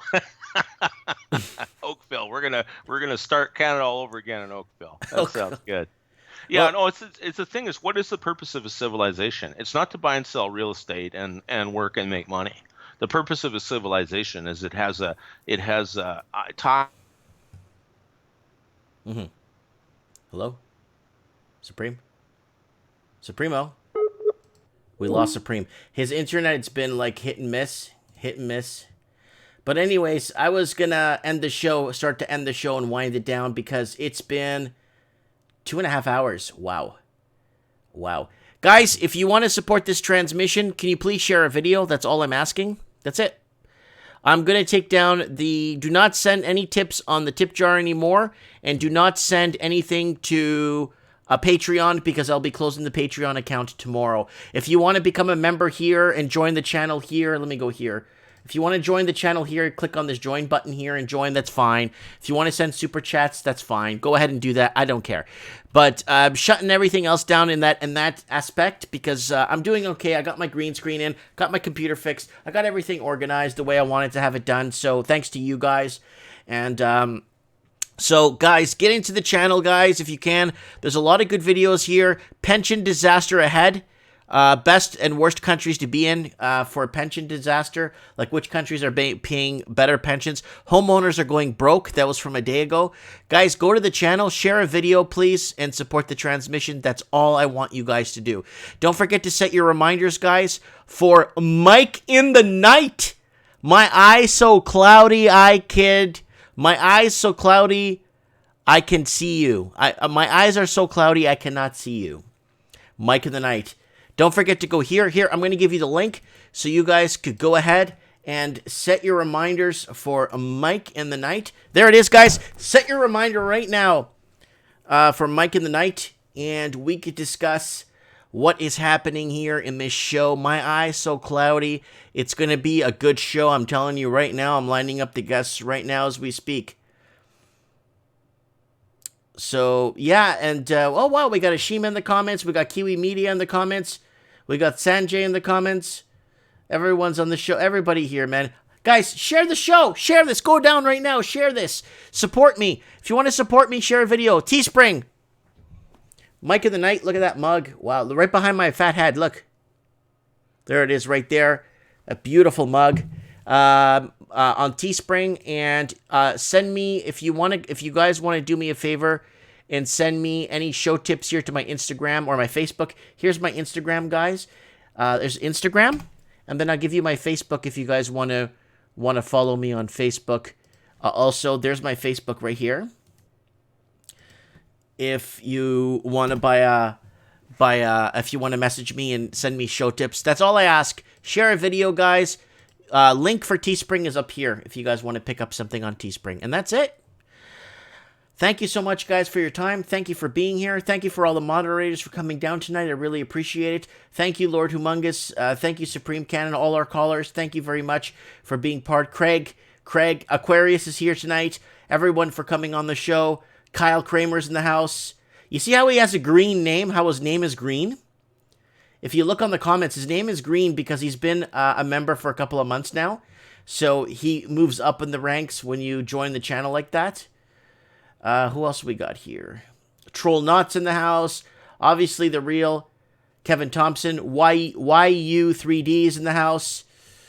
Anthony D in the house. All you guys, I love you guys, man. I really do. Mike Banks, of course. Who else? Vman293. Who else? Jay Smith, of course. Sanjay, of course. David Sabrini, thanks for all the super chats. You made my night, buddy. Thank you so much. I mean, it means a lot to me. Okay, guys. And yes, and it only makes common sense. And the answer is... Thanks so much, guys. Thanks for making this thanks for making this worth everybody's while. And Supreme Cannon is a consigliere. He's been a member for 3 months. Oh, that's why he's dark blue. Oh, and everybody else is white. And then Kyle Kramer is green in his name. That's pretty cool. There's Randall Alexander. Yep. Love the show and honest talk, Mike. Mike Banks, micromanage your life. Take care, like Supreme Cannon says, make your life like it's a company. What do companies do when they lose money? They move. What do companies do when they want to make more money? They find better potential. Treat it like that. Oh, I'm going to move to Kansas City. I got a job offer down there. Then do it. Follow the money, and you will follow you know, and get into the trend of what you need to get done in life. Don't be scared to get out. 53808 in the house saying peace. Ashima saying for Real Kevin Thompson already called into the show, Ashima, a few months ago, and he was a bit nervous. Debbie Kozak in the house, another member of the channel.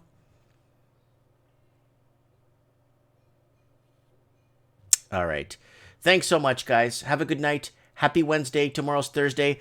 Share this video. Get it out there. Thanks for watching.